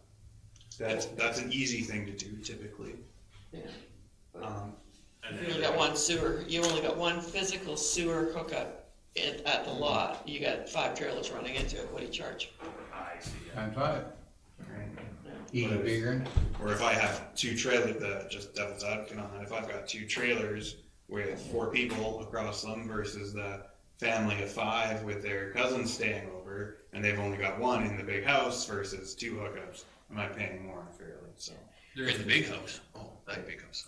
When we started, I thought we were okay, because based on the special tax and then, based on what we were doing, but with these totes, I thought, well, it's giving them a bit of a break. They're kind of seasonal. We're kind of breaking even. But all of a sudden, you got 7 trailers on 2 lots. We're not breaking even anymore. But they're not supposed to have 7 trailers. Unfortunately, we should have said it. We should have sent the peace officers up there and started fining. Councilor Grover? So we're gonna run the water line right by here, right? Yes. And in, Thorhill County, if they went by the thing, they had to pay for it, whether they hooked up to it or not. These guys are already hooked up. Yeah, they're hooked up. They're We have hooked to up to run, water. yeah. Well, what's you got a tote there for then? Because that tote is $3.50, and if we go through our hookup, it's $22.50. It's just like when you hook up a town though, James, you have it so they have to abandon the wells. They No, can't you're use right, but I mean, the benefit to them is almost $19 a cube, where if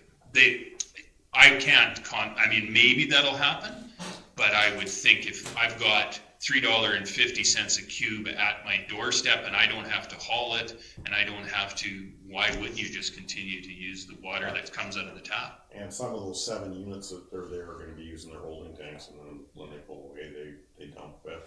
Yeah. Or they bring porta potties into Or that's. residential How subdivision. many porta potties do we have on these sites? We had 2 last weekend. Development permit, $1,000 for not having a development permit. Yeah, no, it's just, and with these garages and with, like residents and stuff, I do think we've got some subdivisions we have to look at. I think that subdivision there, that they're abusing the system. We're allowing them for a couple of years to put a trailer on there till you get your finances in gear to build a house. That was the intent of that. Not to have 7 on one lot. So I guess we just make another bylaw. Enforce the ones we got. Or enforce the ones we got. Yeah. What are we looking at? That is, the parking lot and the sewer. Oh, that's that building Why's the project? guy building stuff out there? Yeah, Is that a county vehicle? no, I didn't think we had black ones. yeah, no. Borrowing some space on the MR.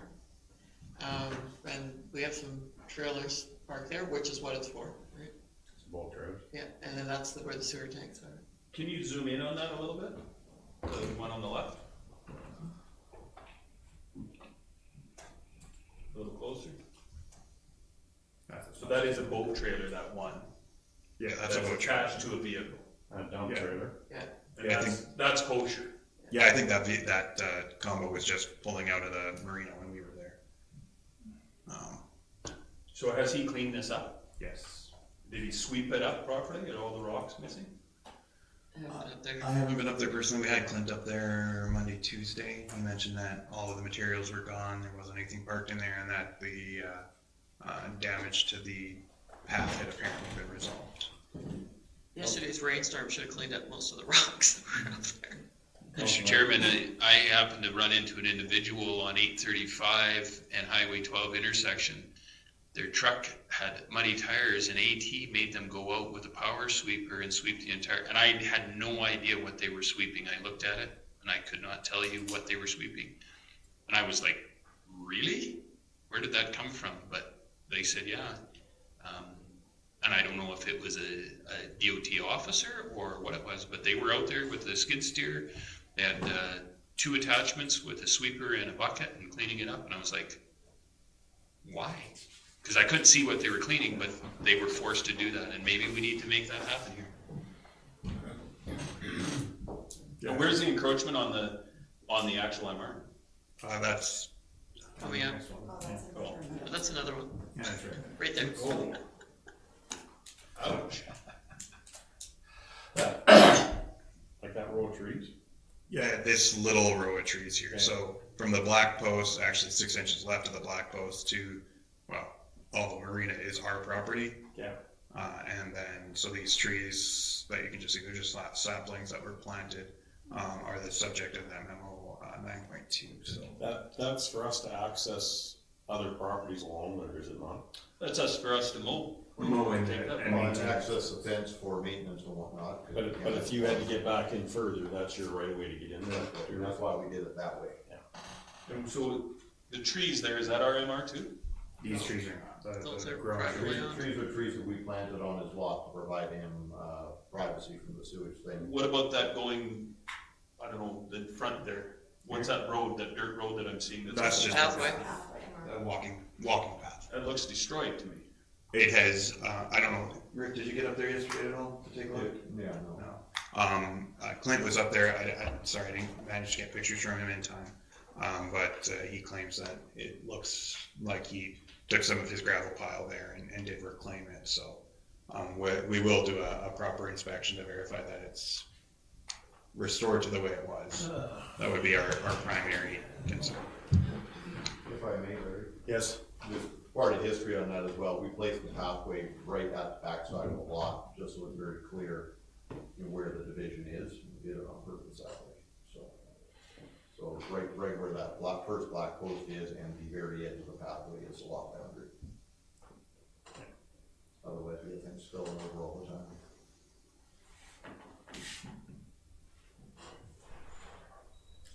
Like I said, not everything here is contravention by any means. They're just things that we've noted. More of the toads. There's the totes and the shed kind of living quarter thing. What's the deal, back up, what's the deal with that? Did we give them a Permit, yeah. but it's supposed to have a trailer attached to it, isn't it? Oh, it's a different one. No, it's It's definitely living quarters. a freestanding building. Is this new or old? And that's a couple of years old, I think, isn't it? Just Is this in John's area? No, this is phase one. I haven't got there. We're getting phase 2. That's gone, isn't it, house, I think. And nothing wrong with that house, was there? No, like I said, lots of these are just pictures to give you an idea of what we were looking at. We've got a lot of weeds and long grass up there. Nobody's been down yet to cut their lots, and so the parking lot was kind of being utilized for other purposes, so we have a lot of boat trailers. Yeah, this is a private lot that they were parked on, so I don't know if the landowner gave permission or not, but clearly it's become a congregation. Extra revenue, I don't know. Yeah, who knows? Any cows in there?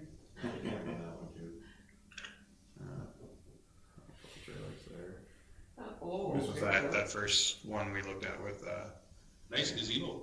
Now we're in phase 2, this is just up from Mr. Chapman's, right? no, this is still phase one. That's still phase 1, that's between the. Yeah, because that's right north of that. And there's the sewer. No, that's No, water. it's water. Yeah. It's water. And that's the little reservoir house. Here's this.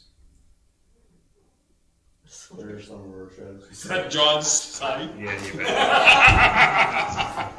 You had a stop order on that one there, didn't you? I bet that thing off that trailer, that's the one you guys put a. We never did put a stop work order on it. She brought a trailer back and hooked it up to the RV as she's supposed to, right? Yeah. That was We a put very, a removal order in on that thing though? that was a very busy lot up there this weekend, like, you couldn't park one more, like a bicycle on that lot. It was just bad. Do we have gas or, natural gas hookup there? Yes. So why are we allowing them to put a bullet in there? Is that not something that has to be?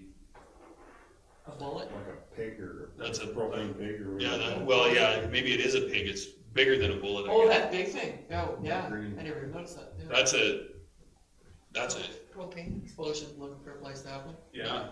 I didn't think we allowed that in a populated area. Well, it's a residential subdivision. I don't know that that's an us regulation, that might be a city code. Most RVs are propane. Yeah, but not to that size. Like that's gotta be, Huge volume. would that be a 500 pound? No, it would, it might be 500 pound, not 500 gallon, but. Yeah, 500 pound tank. Yeah, Like it's. Because 100 pounds are those ones that are about 4.5. Like, we always called them the little bullets, right? Because they look like a little bullet, and then the pigs were the ones that were bigger than that. I don't know if that was common. But. So this we did. Oh yeah, Walmart parking.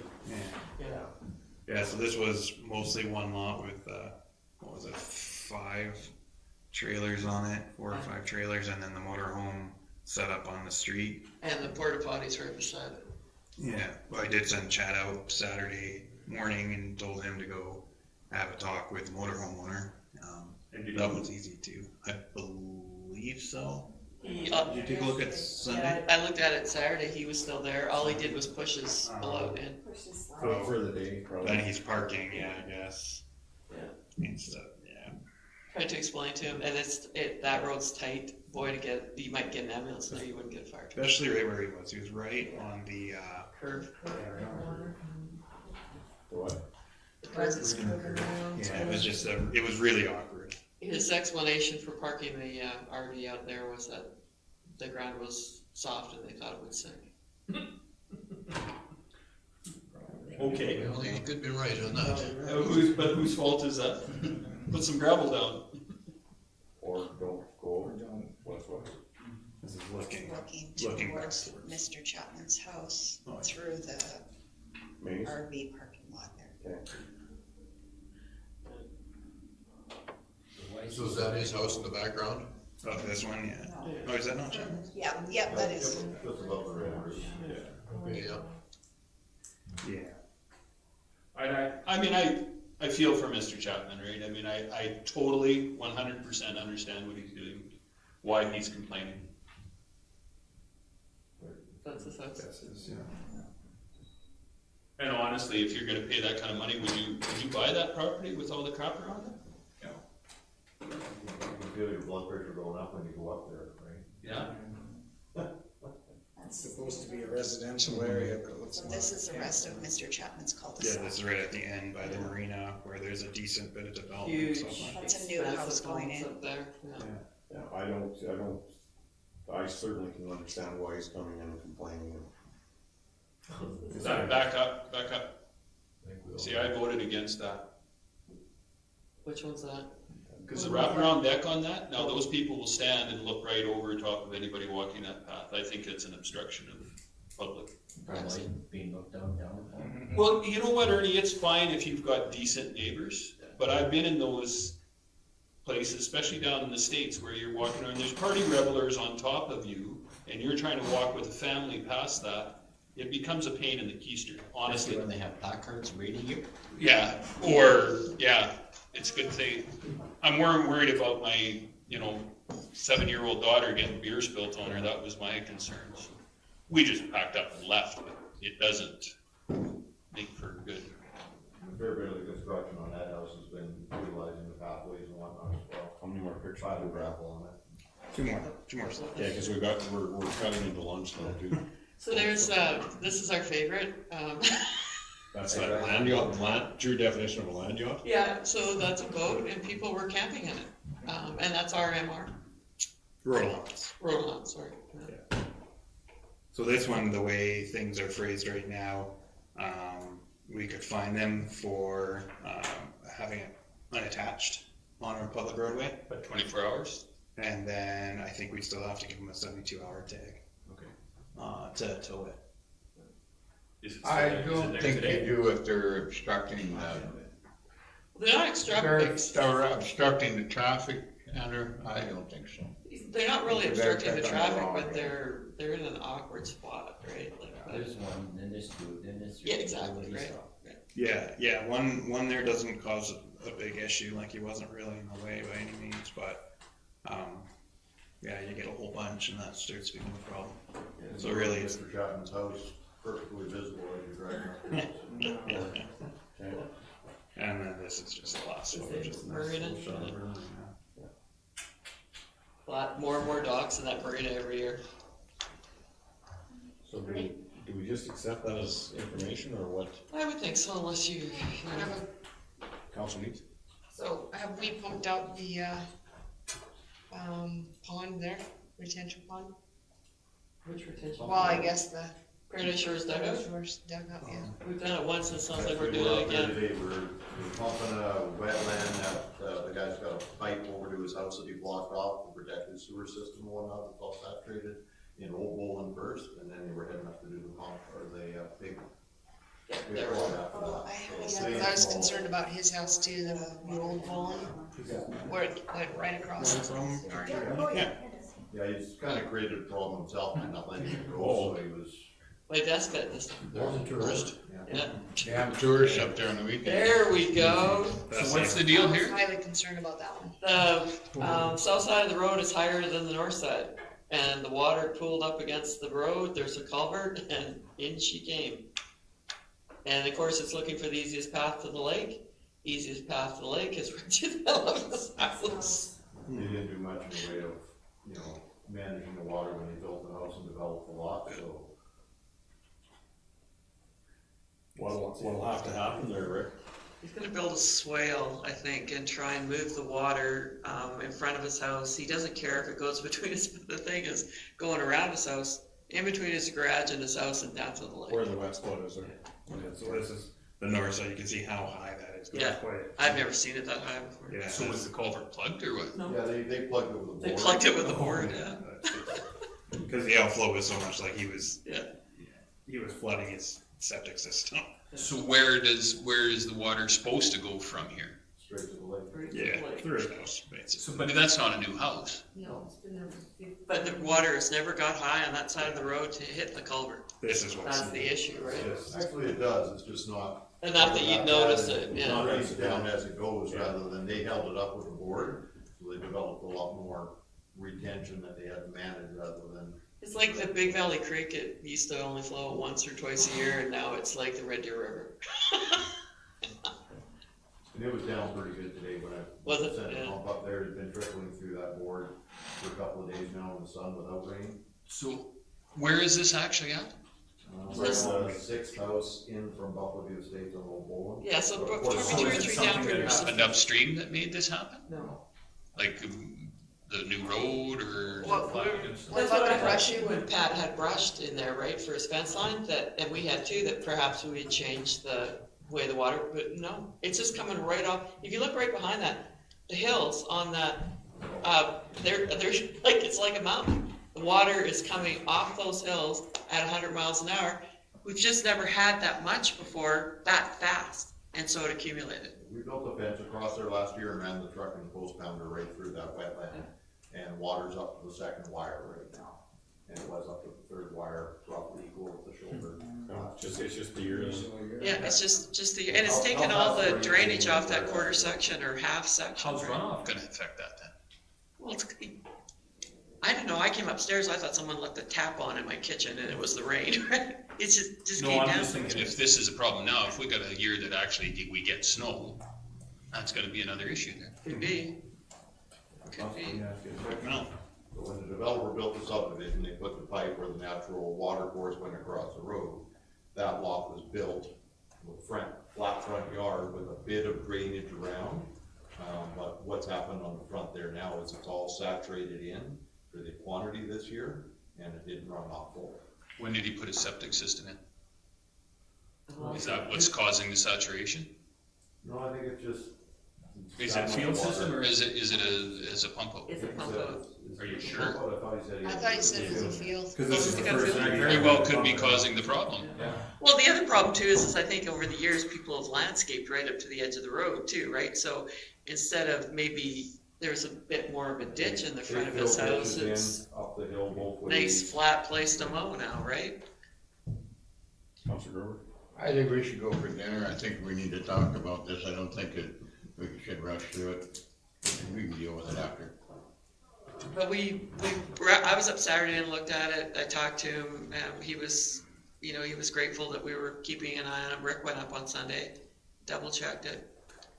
It's not our fault, but I mean, I don't have a problem helping a guy out, but it's definitely not the county issue. No, we're not gonna go full plywood, so I sent the pump up there with the guys, cause it was raining today, to get all the water out of it. Are you putting the hose across his driveway?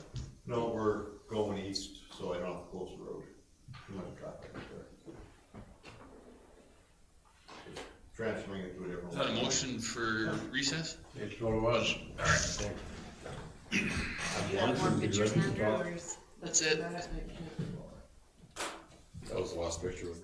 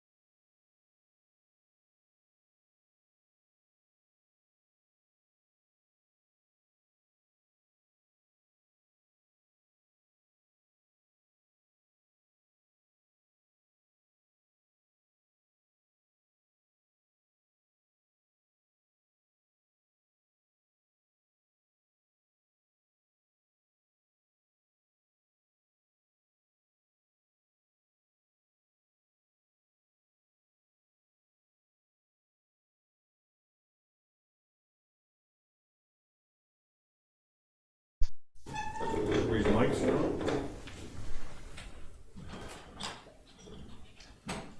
So we're into the discussion on still on the Bayview Street extension follow-up questions. And we broke. Other discussions on that?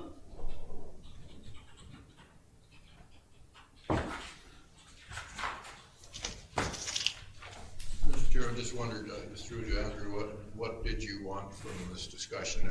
Anything particular, or is it just This can be received for information unless there's anything glaring from the questions and answers that we got for you that you wanted to give direction on. I would move that this be received for information. Mr. Chairman, I agree a little bit with it, but I'm still of the understanding or the opinion that and this is part is what happens when we segregate people, and local traffic sign does bother me, I'm sorry. And as much as I would say that if that wasn't there, the parking signs need to go up, and I think we need to do some enforcement as we've seen by the pictures, that there needs to be some more discussion around how we deal with that, so.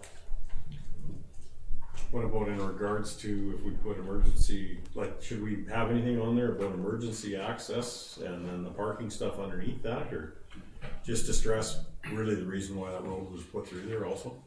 I think administration can come up with some sort of plan for us to figure out how that portion of it works. But like I said, I'm not really in favor of having, it sets a tone of inclusivity up there that I'm not really, I don't feel comfortable with it, because it is not, it is not local traffic only.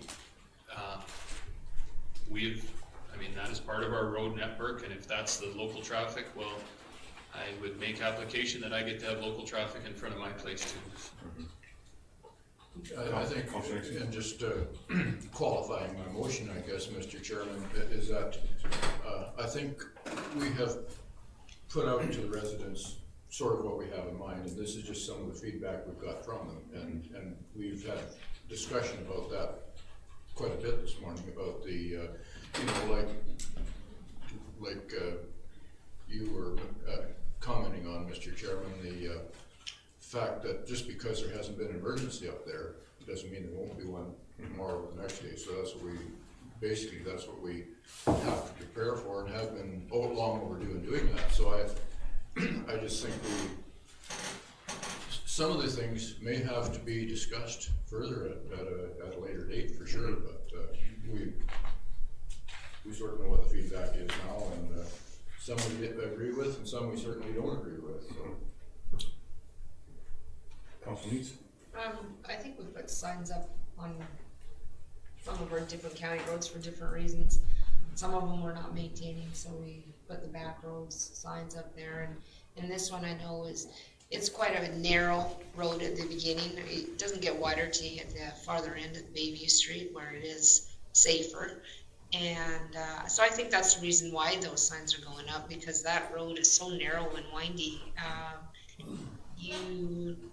You're thinking about safety and people's and the traffic, and I don't think it hurts to put something like that up there, because that road is just plain isn't wide enough until you hit the other end. So then I would suggest that we put caution narrow road. I don't think that and there's a different way of putting it. I mean, safety is an issue. I don't see local traffic as a safety issue. If we put up a caution sign that says caution, narrow roads, watch for pedestrians or something, I'm fair with that. The local traffic sign really makes it, that's exactly right. It's an inclusivity thing or exclusivity thing. Stay the hell out. There's a number of lots that are for sale up there. You'll never sell them if you don't see them. I'm pretty sure Mr. John Chapman wouldn't be really impressed if we only had the locals up there and he had to try to sell to somebody who already owns a lot beside him. He wants more people up there to see his for sale sign. Is there a different size that we can put up for our kilometers? Because right now it's 30 kilometers, right? It's not very big, could we get bigger ones so people notice it? The standard size. Are we enforcing that speed up there? Like, I mean, I see the traffic counts on here at the end of or in our speed tickets on here, but But you can't camp out there all the time, because we have to be everywhere. I understand that, but I just wonder if they are, able to get up there to enforce the speed. Cause, I know, some of our residents up there are saying that people are not adhering to the speed. Some of them might wanna be careful what they wish for too.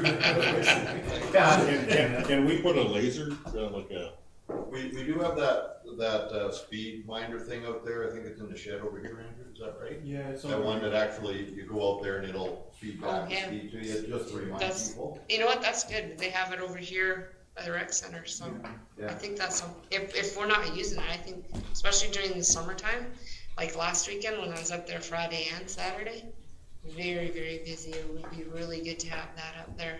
And that acts, those things act as a very good reminder, and, you know, 'cause people will see it and go, oh yeah, because people get blinded by signs. There's so many signs out there, that signs become ineffective because there's so many of them out there. Where something that grabs your attention, like a flashing, here's your actual speed, you know, things, that's something different that people don't expect to see. And that's the same theory with traffic calming measures. You actually create more things to make people uncomfortable to get their attention up, where if things are straight through, or there's a whole pile of signs, you're not gonna take the time to read them, you just blur them out, because there's too many of them, and you're not gonna read them all. But to get something to grab people's attention, that's the whole theory of traffic calming these days, right? Yeah, so I like that. what about a photo Put that up radar there. machine? We don't have access to that, Mr. Chairman, and unfortunately, it doesn't fit our bylaws. We would have to change our bylaws to do it. Yeah, it's just something, if we can't man it 24 hours, it would bring awareness to locals and non-locals alike. What did you say? A photo radar machine. Photo radar. Well, we do have a little trailer that can be placed up there to remind people. Yeah, that would be good. Okay, we have a motion on the table from Councillor Nixon to receive for information. Any other questions? So, just going forward with that, if we are going to put signs up, will that come back to council first? Because right now, if we receive this for information, it sounds like we should put up the signs that are the local traffic signs only. You figure the road would be done later this fall type thing? Well, no, we're talking about putting it at Chokecherry Lane, so that's Yeah, a bit. to start with, but then from the other side. Right, but that's where I'm saying it. I'm not so sure it should be local traffic signs, but narrow road maybe, but not necessarily. If I may then, you know, from an engineer perspective, I mean, that's not something I would agree with either. And mainly because you're not setting anything up there that's enforceable, you're just telling people we don't want you in here. And, you know, that side of it I don't care about, but it's not really a sign that has an effect. People look at it and go, this is gonna be a nice quiet area I'm gonna go into, right? Sorry. My feeling largely, and this is once again from the traffic safety perspective, that the more things we can do that don't create an obliteration of people's sensitivity is what you need. So when you actually see something, it grabs your attention. Something along the lines of like what the town has here over by the playground area, where it's solar powered, it's placed in there, and I know these things cost money, but it's there all the time. It's reading both ways, it's telling you what's going on, combined with enforcement, regularly seeing people up there. You don't get sign blind then. If we put too many signs up, and we're talking parking signs now too, you know, are we gonna line the whole thing with signs that say no parking between signs all the way along the road? I mean, I think I'd want some direction as far as what you'd wanna see there and how you wanna see it enforced as a group before we even go and put a single sign up. Because we wanna make sure that the calls we get afterwards, after we spend the money and put the effort in, are the calls you wanna get that you can defend. So at this point, I'm not seeing a clear direction of what you're gonna wanna see. If you want me to go and produce a signing plan and bring something to you to look at and approve, I'm hearing no parking, emergency access, and I'm hearing local traffic only type stuff, right? Based on my suggestion of where if you have to have those signs, I'd put one on either end of this thing, You're right? not hearing local traffic from me. No. Narrow road I can live with, but local traffic, no. Nor I don't think it should be local only. I mean, it's trying to get a private road, a private lake, a private everything up there.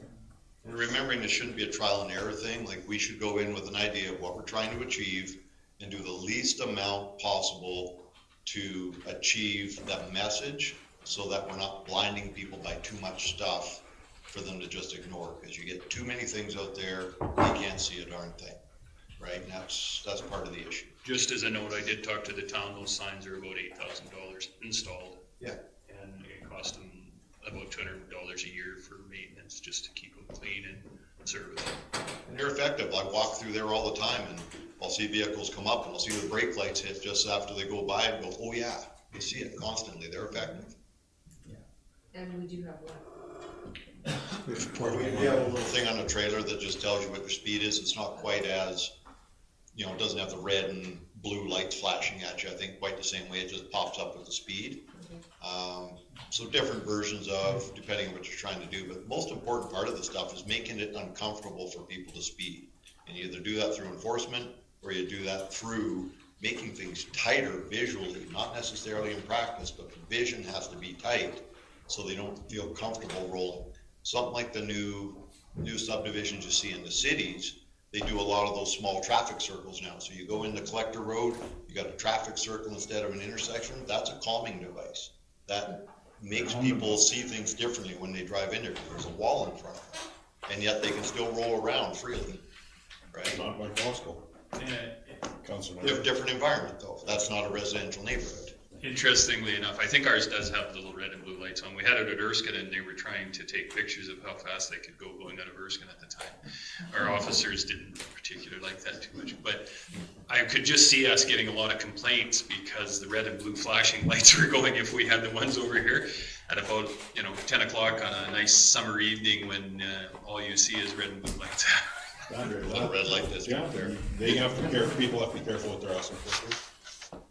And I'm not opposed to it. I think that would make sense. And again, it's funds that have to be spent. You're suggesting, Mr. Green, that you bring something back to council on the signage piece or your administration? If that's what you'd like to see, like I'm hearing conflicting ideas, so it's a little hard for us to go trial and error signs. We should come up with a plan that we believe is gonna suit the needs of what you wanna hear, and then we go back to it. And there's a number of different ways of signing things, but I'm still a believer that fewer signs do a better job because we don't get sign blind by them. Councilor Genders?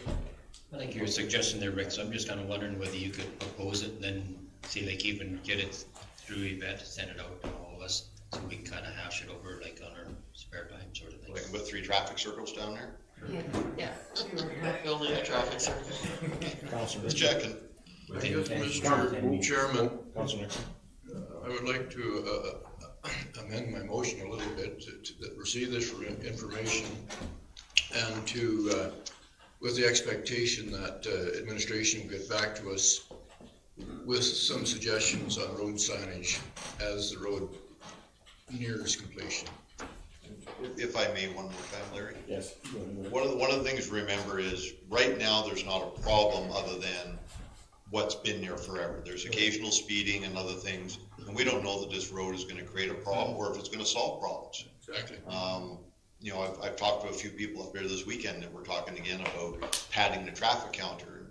I reminded them, this was not the time to pad the traffic counter. You want low counts before, you want high counts later to make your argument. They went, right? So, it really comes down to what's most effective, and you have to solve a problem that exists, not one you think is going to exist.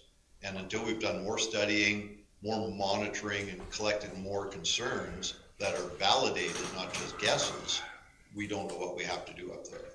And I think basic, clean things right now are the way to go, and then adjust as problems come up. So we don't have to do the complete pendulum back and forth on this doesn't work, oh, let's go a complete different direction. It just confuses people.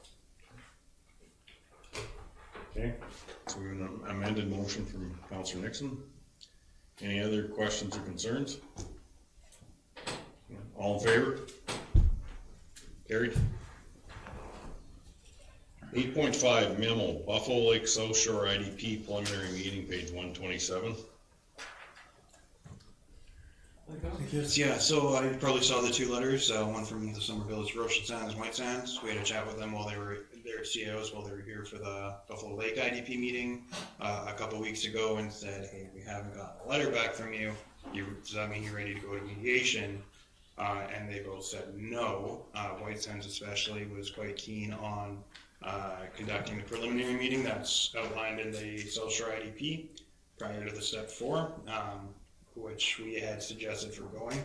However, because Municipal Affairs came forward and suggested that they could facilitate such a meeting and potentially identify whether there was possibility of successful mediation or not, that allowing Municipal Affairs to just conduct that preliminary meeting would be ideal. And so we discussed that with Jason and Graham, and they seem to be favorable to it and seem to get their council's blessing. So that's what we're looking to move to next. We've we've reached out to Municipal Affairs.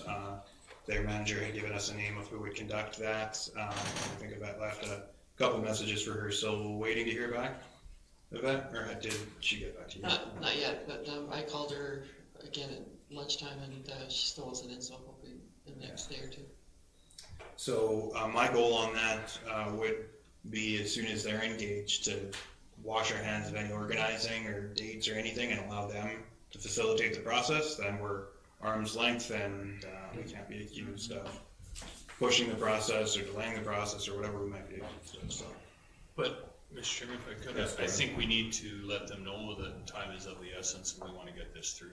And very much know what our stance is on it. Yes, but now we're more of a participant party, rather than trying to organize each of these. I totally agree. I'm just saying that our position is to move forward. We need to deal with it sooner than later. And no decision is a decision on their part. So other than that, I don't think we need any motion on this one. No, and I think that also, I'll receive for information. I also think that, that we can discuss the issues in front of us for mediation, and at that time, get a good feeling with Municipal Affairs in the room about whether or not we go forward. Any idea how long it'll take? I'm hoping to have a meeting in the next couple of weeks. One meeting and. Yeah, and I'd like full council, so, because the Summer Villages will bring full council, so I think at this one we should have full council. Yeah, they may. So we would be there too. Yeah. Okay. They may want a 2-step process. They might interview or want to talk to the councils individually and then bring us together. That's what a mediator would typically do. I don't know what. That's where their plan is. I think they've done that in the past with Michael. Municipal Affairs. Okay. We have a motion by Council Member to receive for information. All in favor? Carried. Okay, agenda items, 9.1, memo bridge size pipe, page 130 of our package.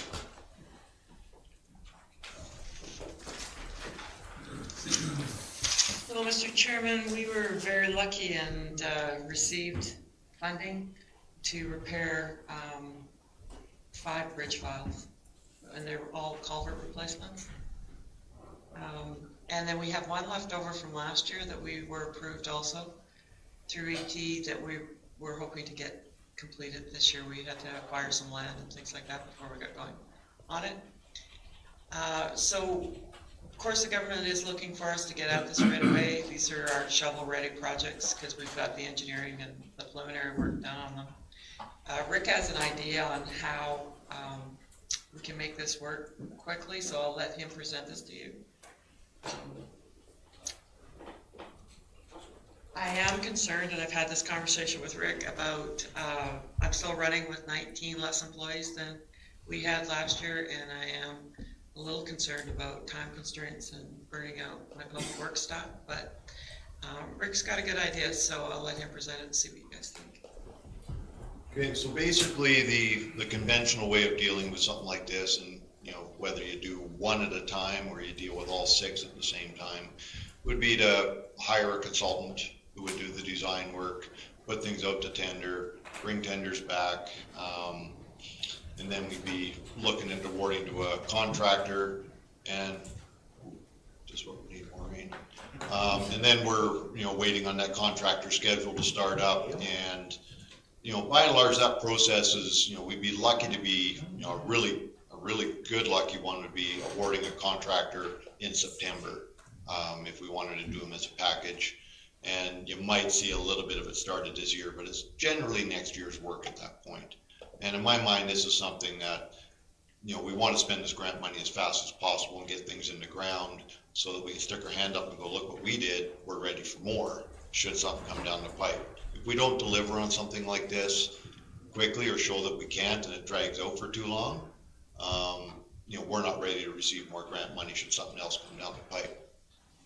The second way of dealing with it that can move things along a little bit more is work off the standard drawings, which is what our recommendation is anyways. That's how Brad and I do it right now when we do a culvert in-house, is there's standard bridge drawings for culverts, and you just work off of the pre-engineered structures, you do your hydrology, size everything up, and then you get at it. Most of it's calling it in the field anyways based on what you find underneath it in the first place.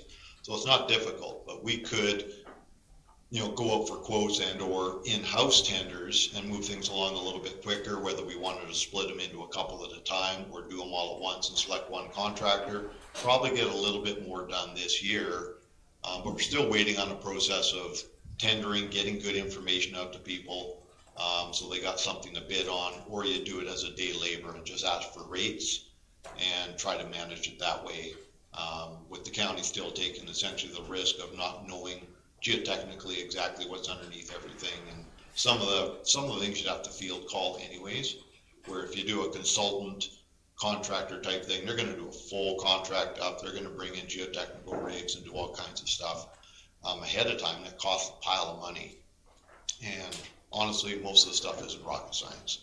You dig down, you find unstable material, you keep digging, you bridge over it with cloth and add pit runners, all kinds of ways to just deal with it as you go, and I don't need it all in a contract in the first place. So my head starts working towards, this is $1.2 million worth of work. How do we keep the money locally as much as possible? If we put out a tender, we could have a guy from Grand Prairie, we could have a guy from Victoria come out here putting our culverts in for us. All the money essentially leaves except for what stays here, possibly in accommodation and groceries and whatnot. But if we want to try and use the money locally and we're able to do the work ourselves, we could use that money to hire a temporary county crew, rent the equipment necessary to do it. I could have first call done tomorrow and we can start digging in a couple of weeks on the first one or two, if the weather cooperates, right? And with the idea that, we should be able to get this stuff done before it freezes up this year, if we can get right at it. The contributions we're able to do with, sort of the county staff and whatnot, or county forces, I'll have something to do, I guess, when we get the letter that says exactly what we can or can't do.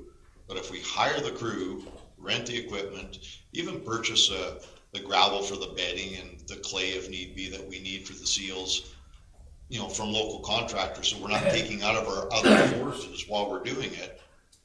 All we got to do is hire a supervisor, pole operator, and some laborers to get it going, and Brad and I can run around and make sure the concept's being carried out and make the decisions as we go. It's still a risk. Yes, we're busy, but we're back to that. Two main goals: get it done quick so we qualify for more if something comes down the pipe, and keep the money here, hire local people, employ local contractors as much as we can, to just get going on it and carry on from there. So that's kind of where the idea is. And those are the two things that I found to be most important in this whole thing, is how do we get the best community benefit out of getting these pipes in the ground? Councilor Grover? So the one option would be, you would be the head contractor, the head guy, and you would subcontract the other guys. Is that where you're going? Where I'm going, my main recommendation would be to hire short-term county staff that just do this, right? Brad and I can do the supervision on what needs to be done, a little bit of training if required, and have them operate as a short seasonal county crew, rent a larger excavator locally if we can, all the materials and whatnot, try and get as much that way, how much for your gravel, split it up a little bit, those kind of things. and just do it as a county force. How long would that take as a county force? Before you, I'm betting right from now start that- date on these, what, 5? Till you're done? I'm thinking I can get it done by freeze up in October. Something might That's carry what I wanna over. know. Something But might then- carry over.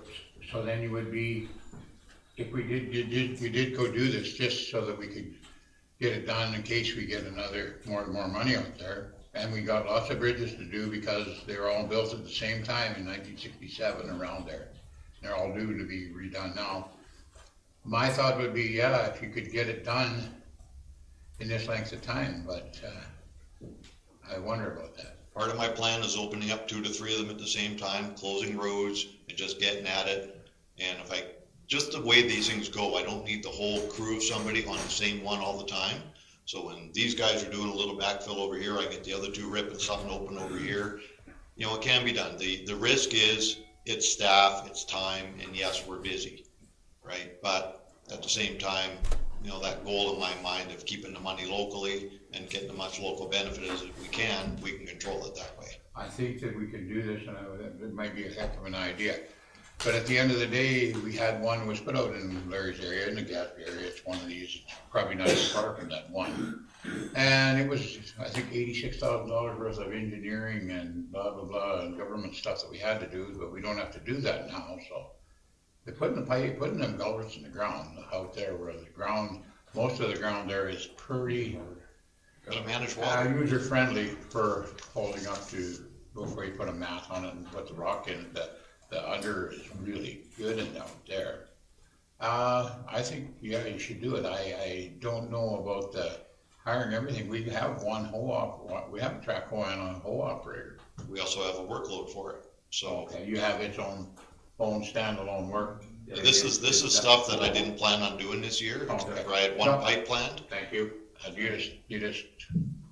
Yeah. I will need some autonomy on the hiring and things like that, and, you know, it's gonna be hard to spend the money, I think, the way I got it planned, because most of the way I plan things, well, saving money, right, but. And part of that too is I wanna try and reduce our cash outlay on our money as much as possible, because we have, 25% into it, I bet? Yes. So the more things we can do that are piecemealed out of existing staff, whether it's, one guy controlling the, just the in and outs of all the who's on site and the accounting part of it, we probably have some, I know we have some capacity in a few positions that aren't out in the field all the time that can probably help out on some of these things.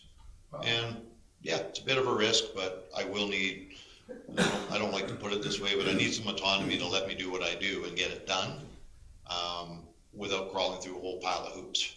Because I'll push it and I'll get it done. By the looks of things, I think we should have a little bit left, so then maybe we could do one extra one next year or something like that. We gotta spend the money on the pipes that are It noted. doesn't work that way, it doesn't work that way. Hey, what kind of, we're in the public though, what kind of a bookkeeper are you? Thank you. Counselor Nixon? Difference in cost, Rick, from the first one you mentioned, second to the third. You kind of laid it out for the third. We put it out to tender, we're probably over those 6 pipes. That 1.2 million is probably very close to what we need to spend, if not a little bit more, depending on the complications going forward, right? And some of this too, I know they're in low spots, so we might be able to get a little bit of road built out of this in a few spots, bringing the grade up over the pipes. So that comes into it too. Brad's working his way through a lot of the basic design on it right now, ready to go. And I think he's got 3 of them ready to start digging on now, out of the 6, so. The tendering thing could easily eat up that much, if not, if you put all 6 of them out together, probably get it at that money. If you separate them out, you're probably gonna pay more for it, because you gotta have the risk and profit built into more moving parts, right? So your third scenario there is probably the least cost, The one I'm recommending with the county crew, I'll have trouble spending the money. Okay. Also wanted to know, thank you. Yeah, I like that option involving the county in it, because I think it's the fastest, most efficient way to get the job done. And I think that's the intention of the government when they give this money out, is to get people working right away to, stimulate the economy. So if you drag it out and go through processes and it doesn't get done till next year, kind of defeats that purpose. And plus, it keeps our ratepayers from having the benefit of improved a bridge for another year. So I do like that option that you just outlined. I think it's the best. Councilor Jenner, motion?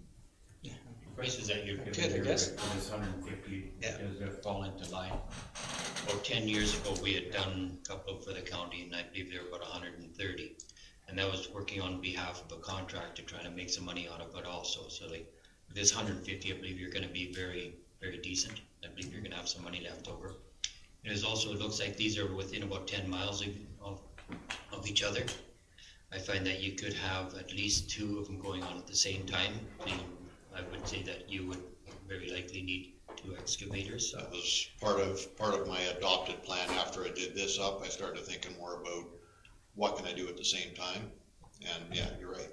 So like you could start one project, get going through it, and then have one excavator on that one, open up another one, continue on it. And you could get a lot more time. You could shuffle your crew back and forth between 2 jobs also. I like It's up to your administration to coordinate. So it sounds like you want to come and help him. Freehold. I'm just giving you like a lot of support from what I have seen in the past. I like your direction you're going. Councilor Nyberg, go ahead, Councilor Stolberg. I was just gonna. Oh, sure, that's what I was gonna do. We're gonna- Fine. Okay.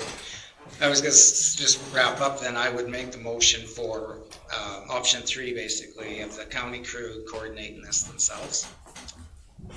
I was just gonna make the note that I noticed this is in only one area of the county, and just so everybody notices that. Oh, it's in 2.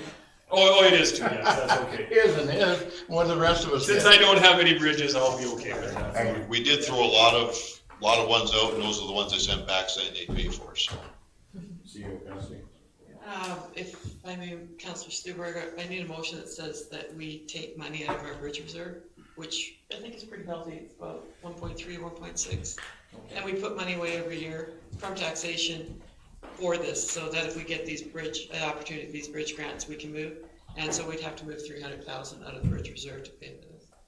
Okay, we'll add that to my motion to move 300,000 from the bridge reserve as well. Which represents 25% of this. For our county's 25%.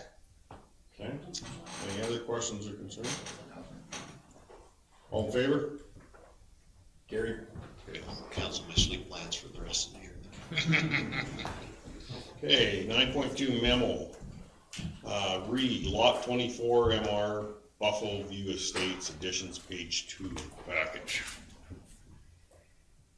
So, Mr. Chairman, this is from a ratepayer. I think you saw pictures of it when we were showing them to you just before lunch. He's planted these trees on the MR next to his property, and he's requesting permission for them to stay, because right now, basically, policy says MRs are left free and clear of any encroachments. So I talked to him, I think Sherry has also spoke to him. I said that I would bring forward his request for you to consider. Mr. Chairman, is the applicant on the phone? No, he didn't phone in or anything? No, we didn't. I mean, he just got this to us yesterday, so procedure only allows for a delegation, ask for at least a week in advance.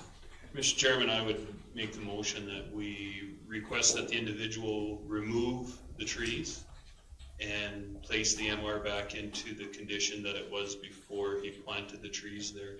He can keep the trees and do whatever he wants with them, and if he doesn't, then we will remove the trees and charge him the cost of putting our MR back to the proper state. What's that box down there? I think that has moved since then. Okay. Just say maybe we need to run a skid steer down there. That looks like a trailer too. Councilor Grover? Timeline, 30 days, 2 weeks. 14 days. That's what you want? 14 days would work for me. 14 days. How long did it take him to plant them? 2 hours. This is a question for Public Works. Do we usually mow down there for a path for people to walk? Yes. We usually do. It's not a path, we haven't got it marked as a path, but we keep it mowed And the general idea of that exact space was, when the whole history of this came together, was being able to access that fence on both sides for maintenance. Otherwise, we'd be on his property to do a lot of it if it went right on the property line. Councilor Needs? I know, one of the issues, he spoke about was, the sewer trucks and the noise and the smell and stuff. And, so that was one of his complaints, was having to put up with that. He'll be 5-6 years before those trees do any good over and above the fence, let alone he did buy a lot next to a sewer thing, so. Councilor Nyberg? Mr. Chairman, to that end, I think we went over and above with what we tried to accommodate for this individual. We paid for and planted trees on his personal lot. So,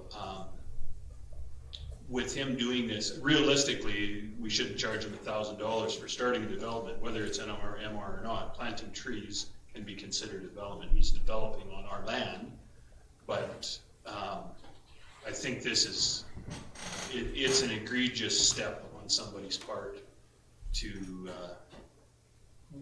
plant something on somebody else's property without permission, and then complain about it after as much as we've done for him. Any other questions or comments? Motion's on the table. All in favor? None opposed? Okay, 10, bylaws, 10.1. Bylaw 1637-20, Buffalo Lake Intermunicipal Development Plan Amendment for first reading to set public hearing. We have the presentation of the bylaw. Please just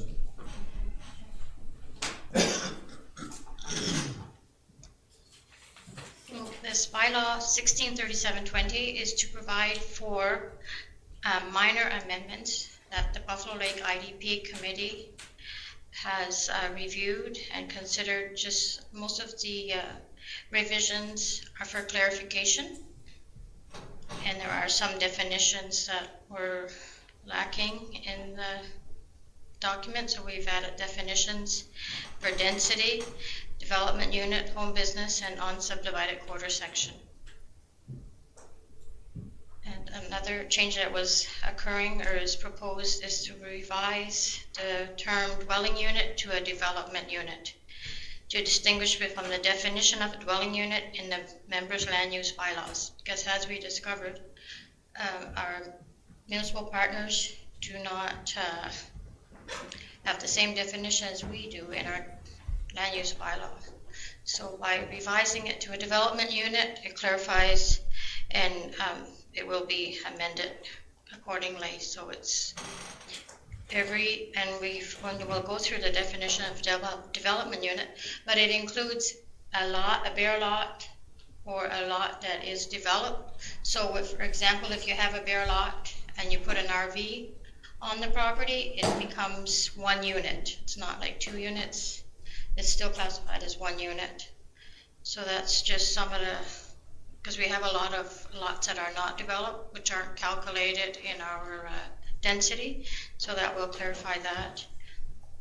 As well, we have changed all the shall to must throughout the document, and that was something we also did in other documents that we have as our land use bylaws and municipal development plans. And another amendment would be to change the plan vision. It was currently 2035. We've revised that to 2045. Clarifies also that the Buffalo Lake IDP does not regulate the water right-of-way, but it's important to read the Buffalo Lake IDP along with the Bliss map, since they influence each other. So we are not, what we were proposing was to change the, just clarifies it, gives it, we can see, and the total amended document is attached as well. Another use that was added was home-based business and accessory structures, if permitted in the governing municipality's land use bylaw, and ours does allow that. Previously, the IDP said home-based businesses were allowed in the primary structure only. So we are allowing them also in ancillary buildings sometimes, they have another building on the property that they use solely for the business, so we are providing for that. And clarifying that a sewage discharge point must be 800 meters from the lake and must be self-contained, so holding tanks only within 800 meters of the lake. The next one is drainage and stormwater management requirements. Our existing IDP talked about treatment with no definition. The proposal gives context for what treatment means. In the limited development area, the previous IDP did not give a maximum number of units per unsubdivided quarter section. The proposed bylaw specifies a maximum of 20 units. The existing Ocean Sands Heights public access point was added to the list of access points, and that's the Buffalo View Estates Marina, or Ocean Sands Heights Marina. And we changed the requirement to meet from semi-annually to annually, and additional meetings can be still scheduled if necessary. And it clarifies what applications must be circulated to member municipalities. So commercial, industrial, excluding home-based business, multi-lot subdivisions, and any application for multiple development units, excluding the second RV. And it provides timelines for circulating notifications and response times based on the type of applications, and also provides a digital circulation to reduce mailing time. Clarifies that a review should be conducted every 4 years, and the committee will determine at that time if a major review is required. And it also requires that municipalities provide a 6-month notice of intent to withdraw from the plan. The current IEP does not require a notice, so it wasn't specified. The following section moves from the beginning of the IDP to the appendixes. And that's just basically some movement, but nothing changed. We just moved it to the back of the document. And it updates the need for an update section to reflect the reason for the 2020 update, and enables the enabling legislation section to align with the current MGA wording, so that required just follows what the MGA provides for us as guidelines. Updates the preparation process and public participation section to discuss the 2020 update. And at November 17, 2017, all the municipalities signed a memorandum of understanding, and that was regarding the definition for a multi-lot subdivision. So it has been clarified, but there was a request that we continue to add it to the appendix, and so it has been added. All of the maps were relocated to the end of the document because, if you remember, they were kind of staggered throughout the document, so they're all at the very end of the document now. So the growth node areas were not revised. The densities, uses, or other amendments that substantially change the intent of the Buffalo Lake IDP were not revised. Consequently, there was not a need for public consultation. The only input we will have from the public will be at our public hearing. And we had discussed having a joint public hearing, but with the COVID-19 pandemic, it was just agreed that each municipality would have their own public hearing, just for basically strategic, and to do it virtually would just be difficult. So each municipality will schedule their own public hearing. And so the amended document is attached to the report. I don't know if you've had a chance to look through, if you have any questions on what's proposed. Councilor Nyberg? Mr. Chairman, thank you. So I have a couple of questions. The unsubdivided quarter section in section 1, what if I'm not so sure how that is actually working. What if I have 80 acres? That's already been subdivided once, right? Is that what we're talking about there, or? Well, this was particularly relevant in the limited development area, where we had an issue with 3 parcels being created. So if you look at the new definition, it must be consistent with this, so that's fine. A quarter section, lake lot, river lot, or settlement that has not been subdivided except for the public or quasi-public uses or for a purpose referred to in section 18 of the Act. I just wanted to So this is a separate situation because typically we will allow first and second parcel out on a quarter section as long as it is not or on private title versus public title. So how does that work with our current land use bylaw? municipal development plan. That's where we have our. Okay. So this is just pertaining to the plan area. So if we still have a proposal for a subdivision without, that isn't within the plan area, our current MDP policies would still apply. This is just for a limited development area, which is. And that takes up 1/4 section around the outside of I can't remember. I'm trying to, in my mind's eye, trying to see that map to see. Several, and as But you it's recall, it's a 1/4 section border around the outside. there's 2 for sure, and I believe more. But we did. Oh, there it is. Yeah. The second parcel. And then the memorandum of understanding was adopted in 2017. And then we just recently had a request for a second parcel, which would have created 3 private titles. And we denied it based on the policies of the Buffalo Lake IDP. But that doesn't change this.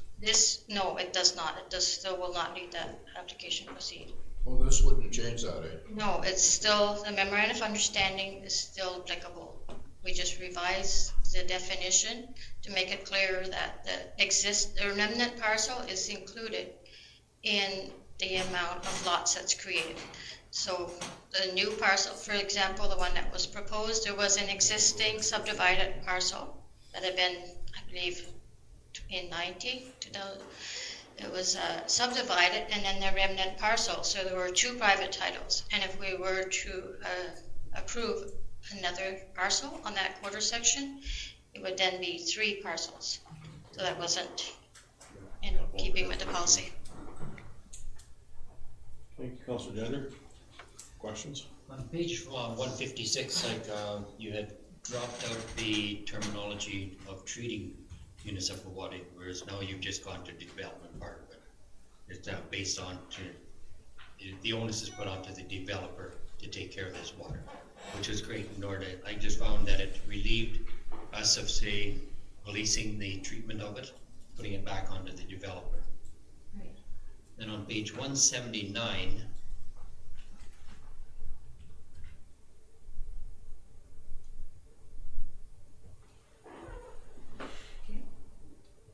it would be the total units for the county Stettler. We've only got 350 active that are permanent now.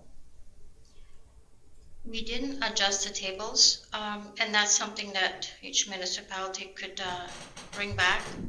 In this amendment, there was no proposals to update those numbers, and we haven't done that.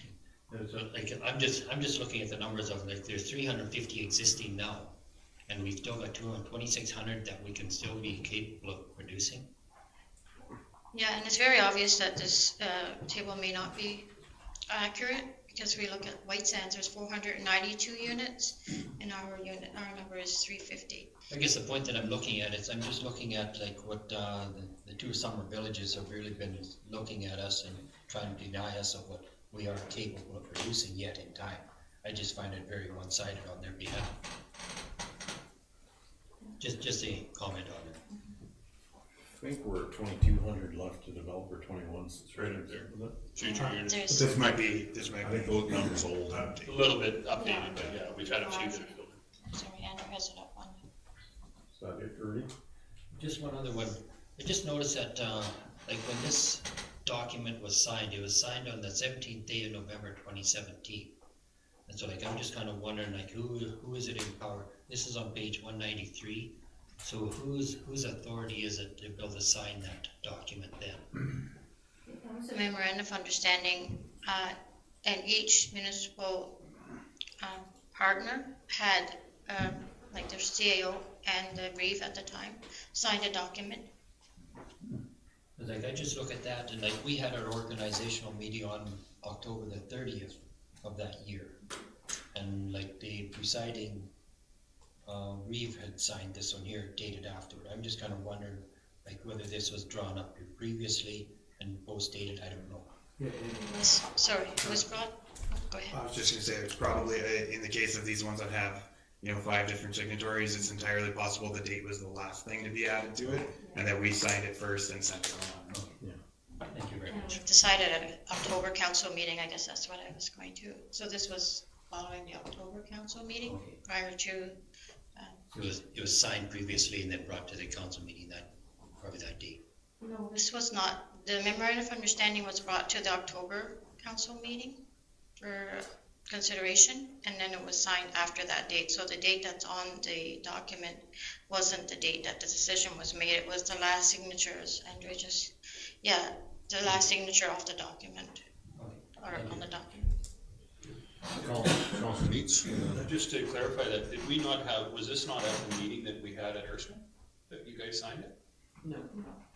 Because there would have been us and all the other municipalities that met at that open house, and I thought we signed it afterwards, because I'm sure we voted on it that day. You might have, I think you voted on it, but what happened was the agreement went to each municipality to be signed, and actually, Wayne and Tim were in Camrose to negotiate this memorandum of understanding.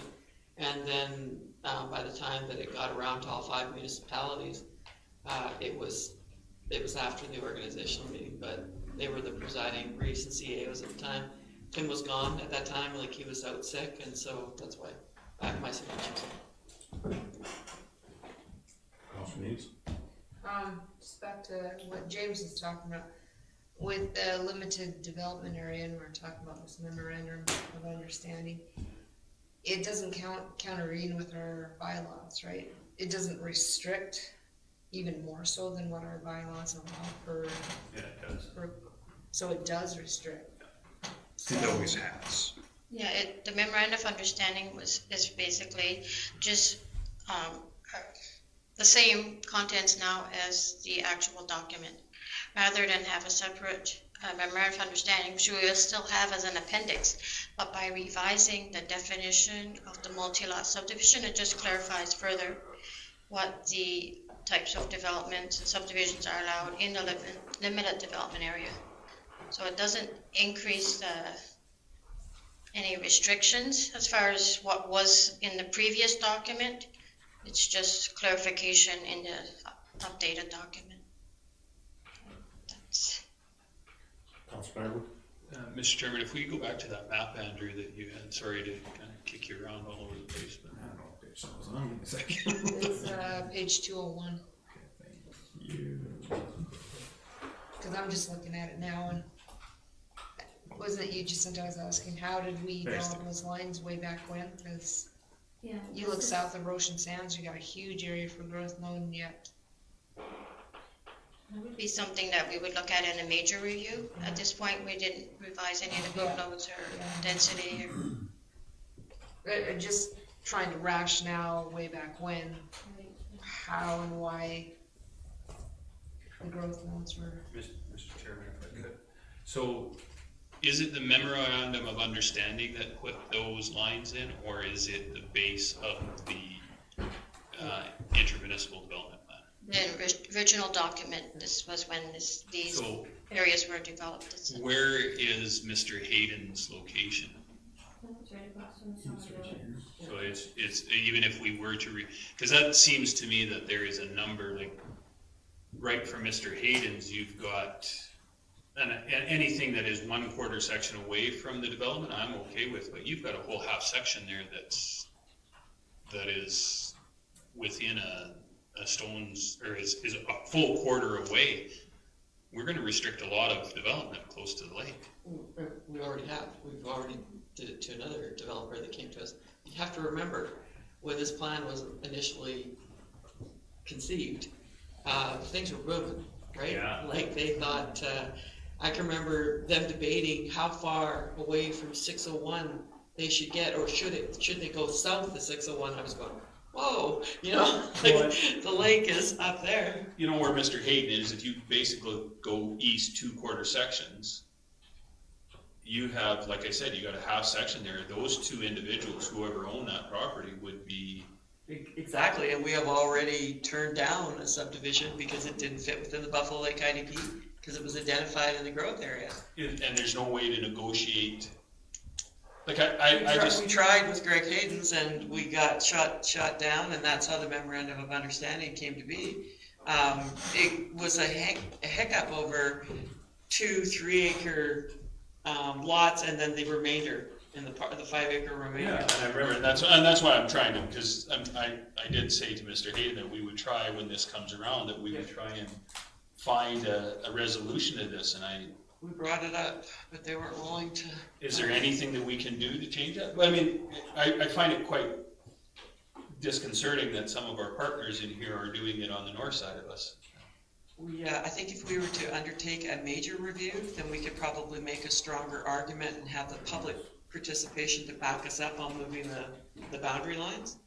But it wouldn't fix Mr. Hayden's issue, the boundary line. No, and we did bring it up. I'm actually kind of surprised that we got the sewer one in. Like that was me screaming that, so too much of that stuff's going in the lake.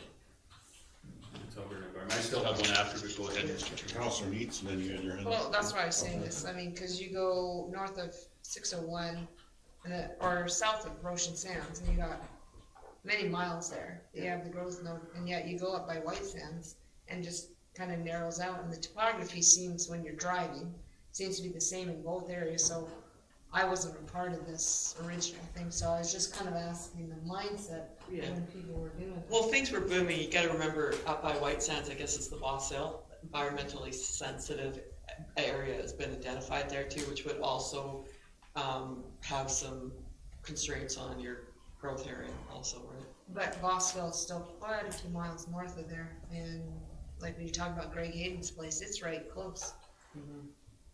Like James said, a literally stone's throw away, and somehow that didn't get taken in. Oh, I know. I can remember when they were drawing the lines. I mean, they were below 601. It was huge, the growth area they had identified. So, but Mr. Hayden could do a multi-lot subdivision, right? No. No. I don't think so, Kenny. No, he's already at the maximum And this was an exemption. He does have 2 titles which are not registered, but he does have approval for 2 parcels, and he has a 10-acre parcel that he was going to reduce the size, and then the remainder.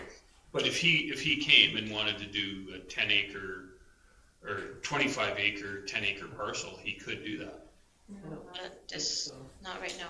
Not on the way the policy is written, no, or the IDP is written, no. In that limited growth That's area. what that memorandum does, is. So they're gonna dictate to him how many subdivisions he can do, how many lots he can take out of a quarter section. So that memorandum restricts him. It restricts everybody along there. And you just go west there, and it cuts right up to you could develop literally not even a full quarter section away from the lake. Like, how did that, so is that our county or the county of Stettler? Where does it end there? At the county of Lacombe? That big red line. So it's the county of Lacombe is less than a quarter section away, and they could have a multi-lot subdivision, but we're forced to be 3 to 4 quarter sections. Right, but the county of Lacombe doesn't have a significant growth area, or growth node area, because of the environmentally sensitive area that the county of Lacombe has, which is where the fish spawn and the ducklings hatch. And that's the Blismapan plan that was driving that, because that's where all the fish come from, is over there. Oh, they're doing all right anyhow. Counselor Nixon, you had your. Well, Yvette said most of what I had planned to say. Thank you, Yvette, probably in a much better way than I was going to say it. But there was a consultant. There were representatives of wildlife, Charlie Bird, and there was some guy from Lethbridge that came up. I forget what his name was now. Fish and wildlife kind of guy, and we spent a lot of time on where that line was going to go, and this on the east side of the lake there, from White Sands around to all the way around to Camrose County's developments. That's kind of a sensitive area, and the only limited development allowed in there. And the same thing over towards the Narrows and in Lacombe County, same thing. So, yeah, there was lots of consultation from all sides, from all municipalities, and from, government as well, from wildlife, and I don't recall who was out there, but I think we've fired the consultant partway through there, but. Yeah, we did a couple things. But anyway, no, it wasn't just something that you was thrown on a map and poke pins and decided where it was gonna go. There was quite a bit of thought put into it. Yeah, that's the access roads too, where, the Bayview Street extension one always kind of made sense because it was existing, but then there was lines drawn in that map where where access roads could be built that there's not even a road anywhere near there. And we talked about lagoons and water lines and sewer lines and, so many different things. And perhaps in a major review of this, perhaps Mr. Hayden's quarter would be included. So, I don't know. It's too close to the lake, I just don't see that. I was thinking he was over, He's he is unfortunately right close to that He's development. less than a quarter section of Well, it, really. He's right across the road from that other development that was proposed. But somebody has to be across the road from the development, so. Yeah, no, I'm just saying he's within that development area, it's hard to see somebody across the road. Councilor Ivory? So I have two, if I could, Mr. Chairman. The holiday trailer that you mentioned in number one holiday trailer is approved but not two. How does that? So the development unit is, we're no longer going to be referring to that as a dwelling unit. It's going to be a development unit. And the bare lot is a development unit. If a person puts their RV on the lot, it doesn't increase the density. It's still considered one development unit. So it's just a way of having more. What if they put two on? Consistent. Still only one development unit? Yes, well, in all of our subdivisions, well, except for Buffalo Lake Meadows, they can only have the second unit for 21 days. And in Scenic Sands, there's only 4 lots that have RVs. So we haven't, and it doesn't apply, you're probably referring to like the campground, whereas each lot, that would be the density. We're not going to say each lot plus an RV. It's 2 units. It's 1 unit. It's just a different way of classifying each unit, as rather than a dwelling unit, it'll be development. Whether it's developed or not, it would still reflect the density. So this is right out of the get-go confusing to me, because now, and this has always been the issue with our, and I don't know what we're calling it, RV sites or whatever it is now. They've never subdivided. So that's 1 unit? Is that how is that represented? There's other examples, right? That's more meant for where they talk about a bare lot is a dwelling unit or is a development unit, and then you put a dwelling on it, and it's still just one. That's just to say, as soon as you subdivide something, you've used that capacity up. We don't have to wait for you to build a house before we've used the capacity up. But then for an RV park, it's got a different set of criteria that assigns its development, which in that case is the space is available. That's how you use the capacity.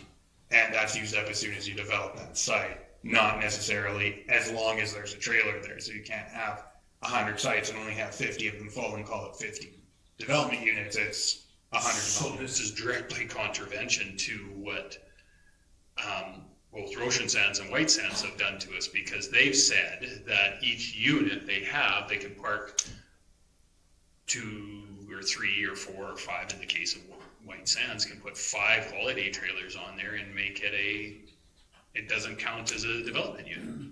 Or past was developed. In those cases, this definition requires 30 days. That's when an RV on a non-campground lot, like on a private lot, becomes a development unit.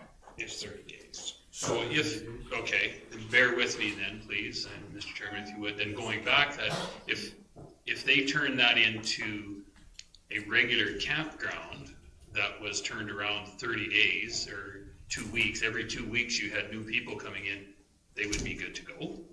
No, if you just, sorry, Andrew. I was just going to clarify specifically, no. A campground, the commercial development for a campground, the lot, the bare lot, parking pad you put it on, that counts for the development capacity.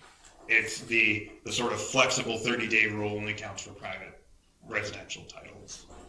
So maybe we just could read through the development unit on Page 140, if Randall, would you be able to bring it up? So for the campsite, any designated or developed campsite, one stall, whether it is occupied or not. So that Okay. is the development unit is.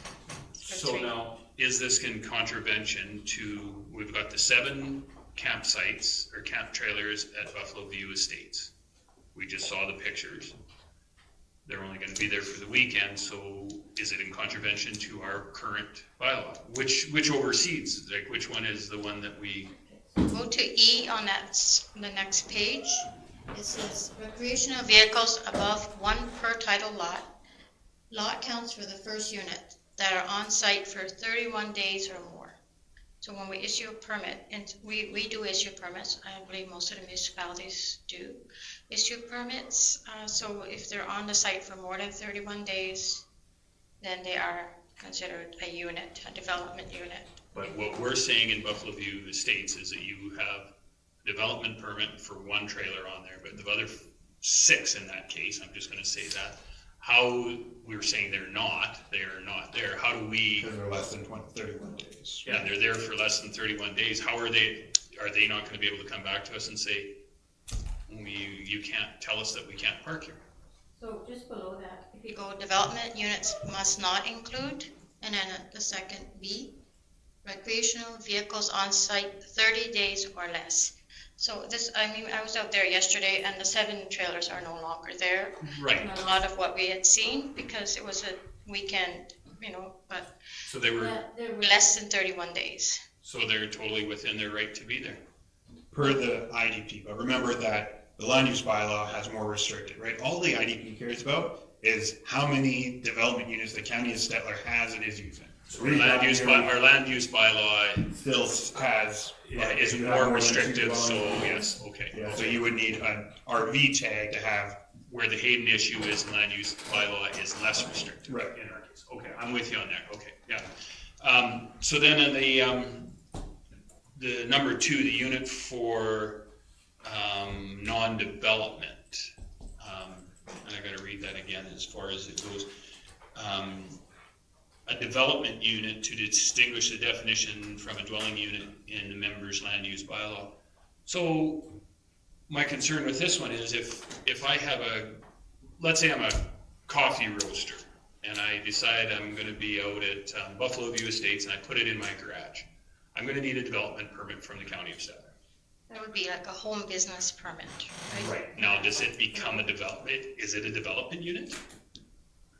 No, the lot is already titled, it's a titled lot, whereas the ancillary building would not be a titled. We have to go back to the definition of a development unit, just to clarify. It's a titled lot, excluding, of course, MR, ER, and PUL, or other community lots.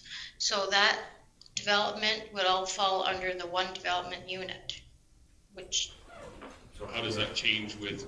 Because the development unit doesn't mean any development, it's specifically concerned with the development that can increase population.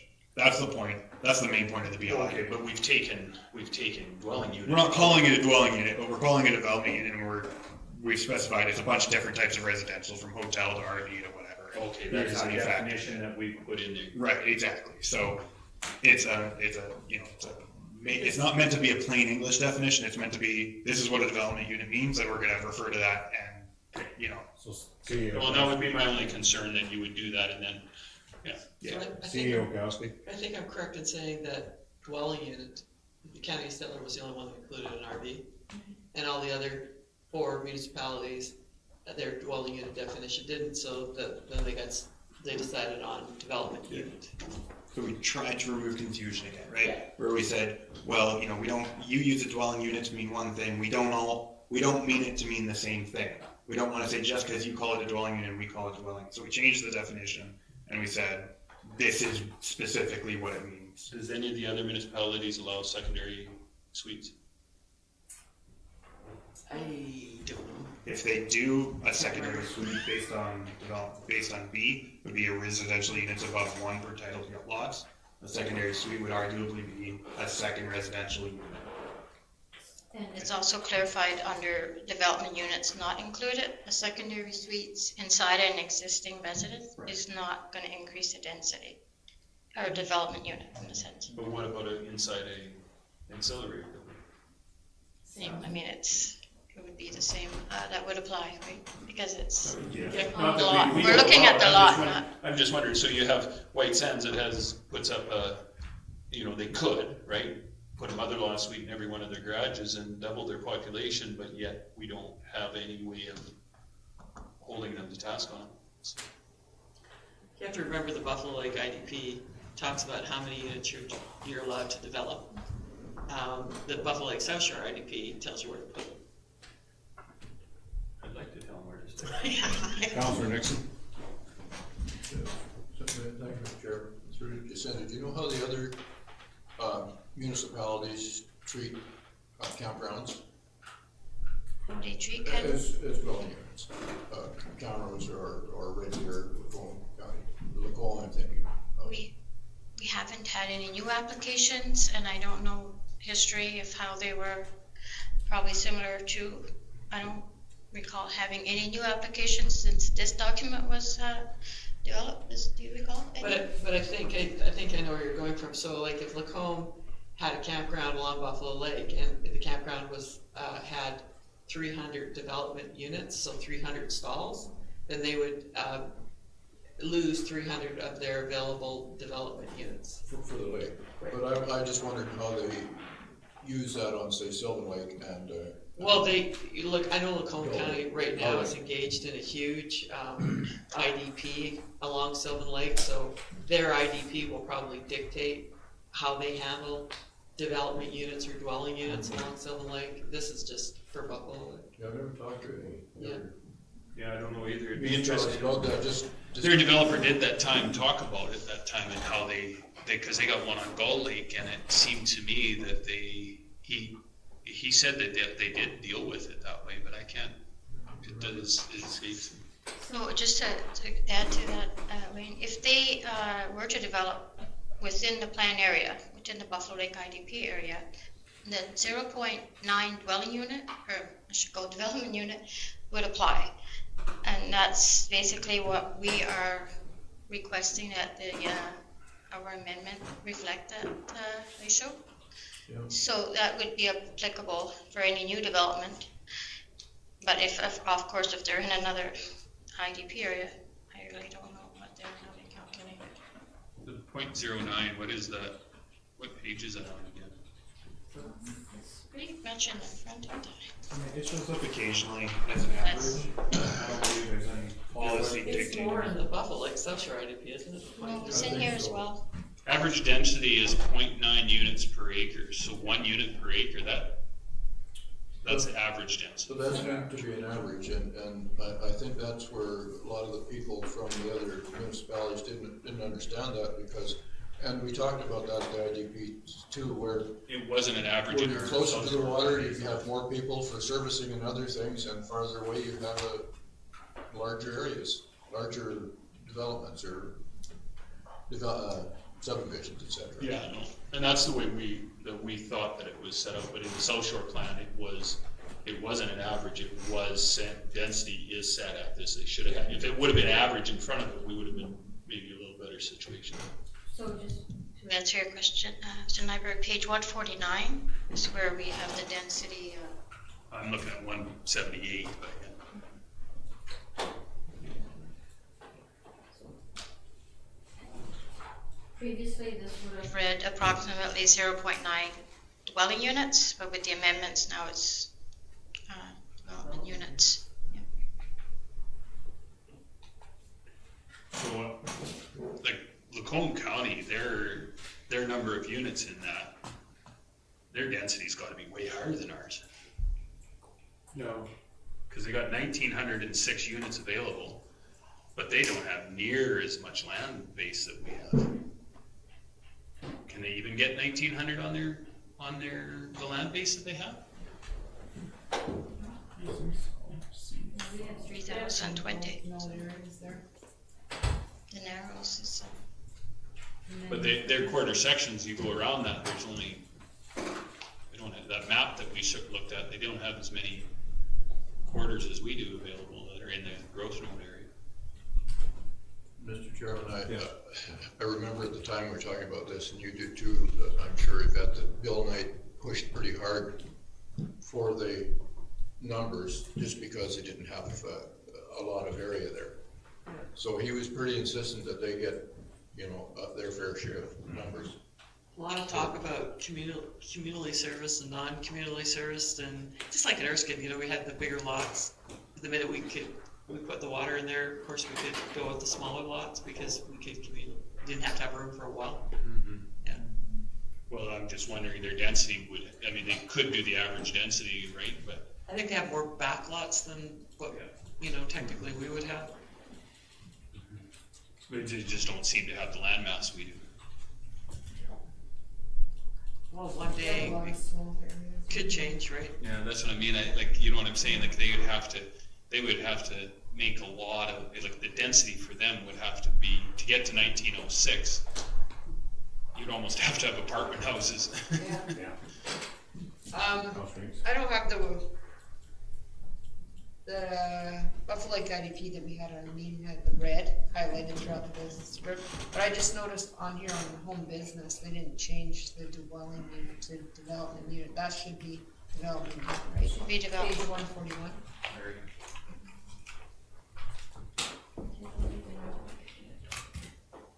So home business means secondary use of a principal dwelling unit by a permanent resident of that dwelling unit, a maximum of 2 outside employees to conduct the business. no, this would still be Or relevant. is it still under our definition of dwelling unit then? Yes, Because we still have a definition of dwelling unit, or I believe we do. We don't. Well, a No, they development took it unit out. pertains to a home, because development unit, this would just be, probably that would be a recommendation that we add a definition for a dwelling unit as well. So we removed it completely now. Yeah, because I noticed that dwelling unit was totally taken out of here for definition. That's how I read it too, Sheree, that everything would develop a unit. yeah, and it wasn't. Intended that way, but I could see here where dwelling unit, they're referring to like a private dwelling where the home business would be operating from. So maybe, I'll bring that up to see if we should just amend that.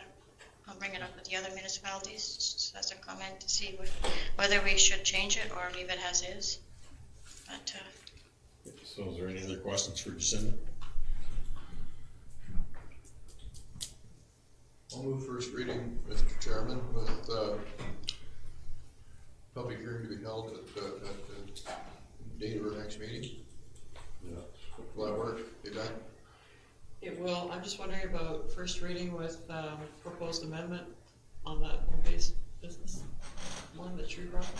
It's just, to direct administration to discuss and bring back for second reading, right? We could change it at the second reading. Okay. Yeah. Okay. Well, that was my idea, just to. Mr. Chairman, For suggestion. if I could. Yes. What if we do have a large contingency of people that would be interested in coming to the public hearing? Have we made any, have we thought of anything as far as plans to hold a public, and typically we hold a public hearing within our municipal office because we only get a few people, but if the interest was to be large, which may or may not be, sometimes this stuff surprises you and it becomes a very hot topic issue, and sometimes it's like people don't care. They only complain after it's been passed. So I don't know. What's administration's thought on this, or even council's thought? I would like to add to my motion, if I could, Mr. Chairman, if it hasn't been voted on yet, that the public hearing to be held in council chambers. So if I can speak to that, Yes. as administration, so ultimately, we can't really host a public hearing here while still following the public health guidelines established. We just don't have the capacity for pretty well anyone but staff. We're basically at our limit here with, add one more person to the side of Jacinta there, and we're at our limit. So either virtual or a different venue on a different day is what would be necessary. Just as long as we've thought about it. I mean, we may not have any interest whatsoever. Yeah, so I mean, my gut reaction for a more minor public hearing is the same process we have done throughout COVID, which is the telephone based. You can call in, anybody who has as basic as a landline can get in. And they book their time to, like we book their time to speak. Yeah, well, I mean, they call in the day of, they don't even need to call ahead or book ahead, and then we identify them from the panel, and we unmute them in order of when they got in line, basically. Or alternatively, if you want to have an in-person hearing, then we could not have it on a council day, find a different day, and find a larger venue where we can accommodate yourselves plus, say, 20 more people. It matters either way to me. I'm just so that administration has. I would hate for administration to be inundated with, 55 phone calls saying that they want to get in, and then people being pissed off because of whatever. People seem to get pissed off at everything nowadays. Yes, go ahead. That was one of we had a huge discussion about this at our meeting, because that's why we decided to separate it out between each council, because we didn't know how we would be able to handle a mass amount of people if there was one. And so that's why we decided to put it in each council's hands to figure it out. Yeah, I don't see why the telephone calls in wouldn't work. They could call in, and then everyone can have their say for or against. And or we can do it outside. Well, because it's really hard to plan for something to that day unless you know how many people may attend to. Do they pre-register typically? I think we'd have to. I was just gonna suggest, but I don't think we can limit them to do that. No, if we have a public hearing and somebody shows up the day of without ever saying anything to us prior, they have a statutory right to speak. Or we would tell them they have to phone in. Yeah, now we would tell them to phone in, but if we were trying to just have people reserve spots so we have an appropriate venue, we might end up in the same situation as we would here. So. Yes, no, so that's, I think it's just fair, and all of us have had, done Zoom meetings and those other kind of meetings in the last 2 or 3 months, and I don't see why we can't. Fair enough, I just wanted to be. So you will amend it, that it would be called, like, unless legislation changes. Yeah. Okay. That would be understood that anybody, and we normally have written submissions on these as well, sometimes quite a few and sometimes not so many, but. I was just gonna add, maybe we could ask that we prefer if they pre-register, not limit them that they cannot. We could word it that, if we would recommend it just so that we're, if we feel that there's too large of a volume to handle by phone, we could then consider, but put off a cutoff date so that we have an idea of numbers. If we feel that it's going to be a large crowd, I don't know. Do you think that would work? I was just gonna ask if the MG says that we can do call-ins, that it's appropriate to do that. Yeah, the COVID suppression regulation allows us to. Right now, that's still a temporary regulation, so we will lose that ability at some point. But then we need to start petitioning the government that it's been a nice flexibility. So if you could put that as part of your red tape reduction, that'd be just terrific.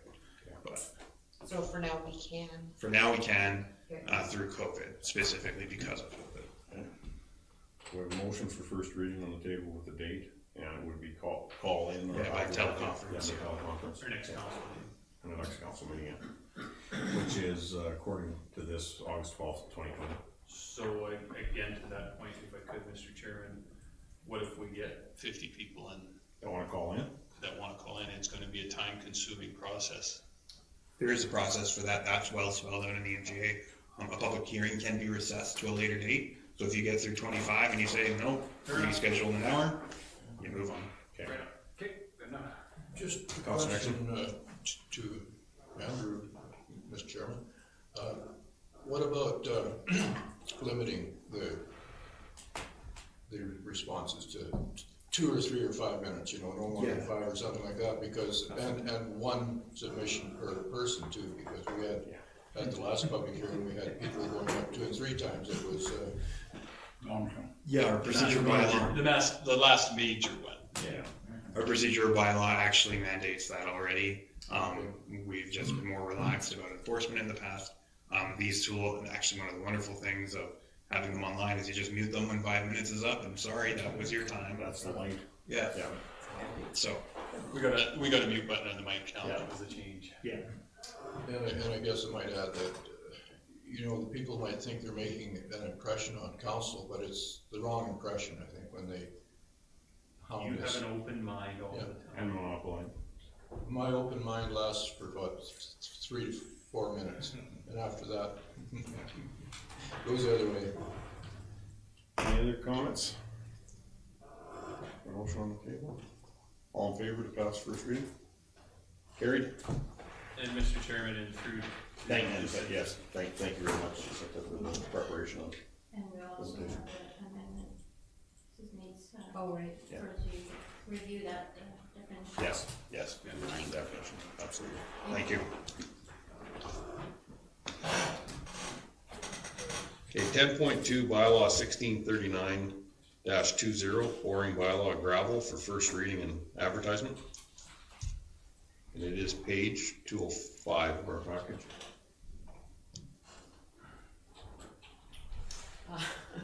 Mr. Chairman, this is the, we've had lots of discussion about this as we continue to try to acquire more gravel for the county of Stettler. Just want to be ready. So we're asking council for first reading for a pouring bylaw. Councilor Grover?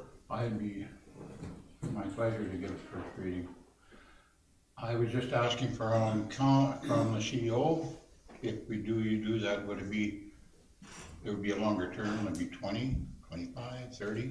What would be your preference, people? The last one we did, which I think we're making the last Prior payment on this year. this year, we did for 15 years. Actually, no. No? The recent one that we just did was with Alberta Capital Finance. When we did the first one with, it would have been 15 years. We just did one in this fall that we completed, and it was for 20 years. So it's from 20 to 2039 it'll be expiring. Yes. The one we did before was 15, right? Was And 15. it's, yeah, it's. And it's done in 2021. And that one was for $7.5 million? I believe so. Councilor Grover? Yeah, that, I know that, it goes off the books this year. And my question would be, what would be your preference? Probably 20 years? So based on what I looked at for payments that we have been doing in, on the one that's going to be expiring in 2021, to replace those payments, we'd be looking at about the same time frame doing a 20-year loan with, at the interest rates that are current with Alberta Capital Finance. So, but that would be my recommendation, is probably to go with the 20-year. Councilor Nyberg? And that's what you're suggesting to go through is Alberta Capital Finance versus our lending loan? Cheaper interest rates. Yeah, so the interest rate right now for the one that we entered into in the fall of 2019, the interest rate was 2.93.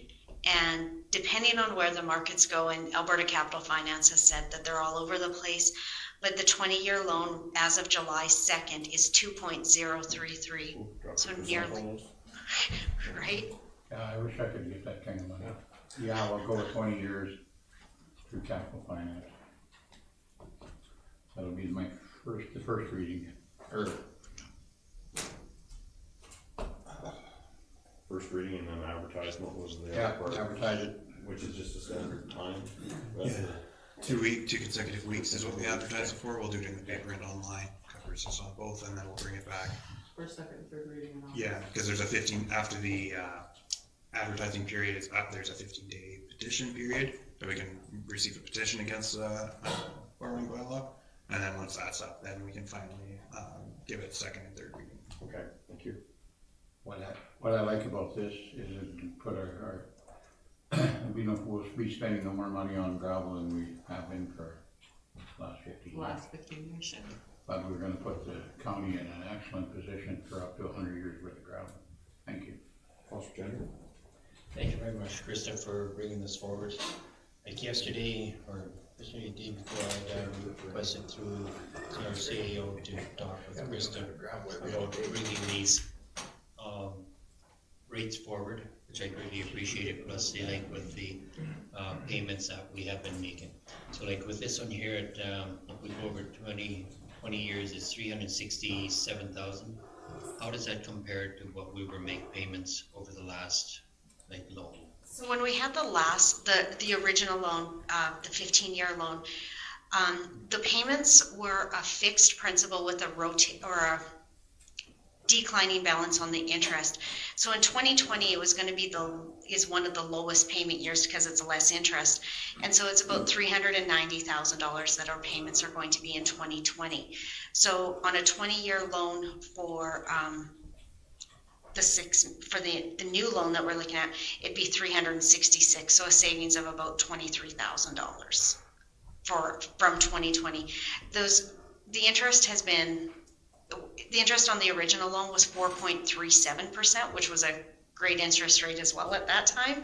So it's considerable interest savings that we're going to be seeing. And what amount had we borrowed on at that time? About 7.5, I believe it was. We did a borrowing by law for 15 million, and we ended up buying some land with gravel reserves, and I think we turned it up at 7.5 million. I just find that this is going to be a great point for us to build a sell to the public, that with being that we are going to be eliminating one payment, and with the gravel reserves, like Mr. Grover says, that we are going to be coming into here, I believe it's going to be a great selling point that we continue on with making the same amount of payments. Thank you very much. Any other questions or comments? Seeing none. Councilor Grover had a motion. All in favor? Carried. Reports. Chief Administrator Officer's report, page 209 of the package. Any questions on that? Everybody's had time to review?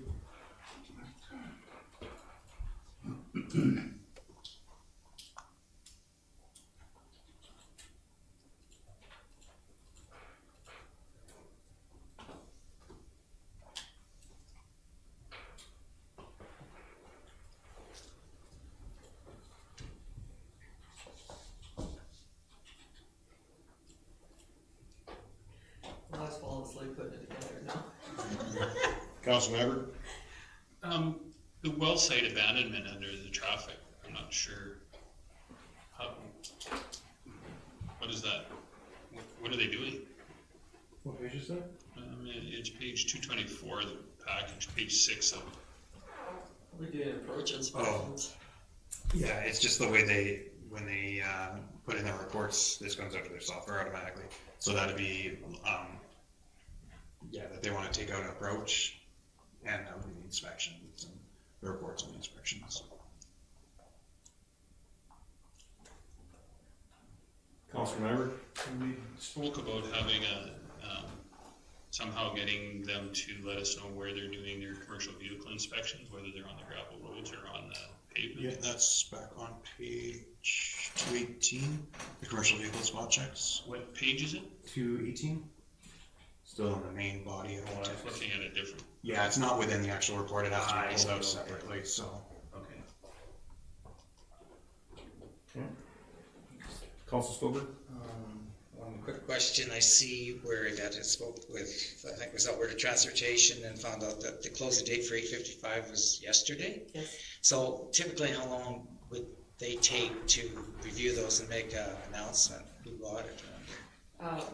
When I spoke to Mike Damber, he figured they would award this week. This week. Yeah, that's good. Getting closer, good. You'll be able to drive back to Hammond. Any other questions? Hardly make her now. I imagine. But then it might be part of Sullivan Lake. Counselor I'll move this report. Okay. All in favor? Carried. Financial reports, the accounts payable register, bank reconciliation, May 31st, 2020, reserves, May 31st, 2020, year-to-date budget, May 31st, 2020, pages 274 to 282. Questions or moving?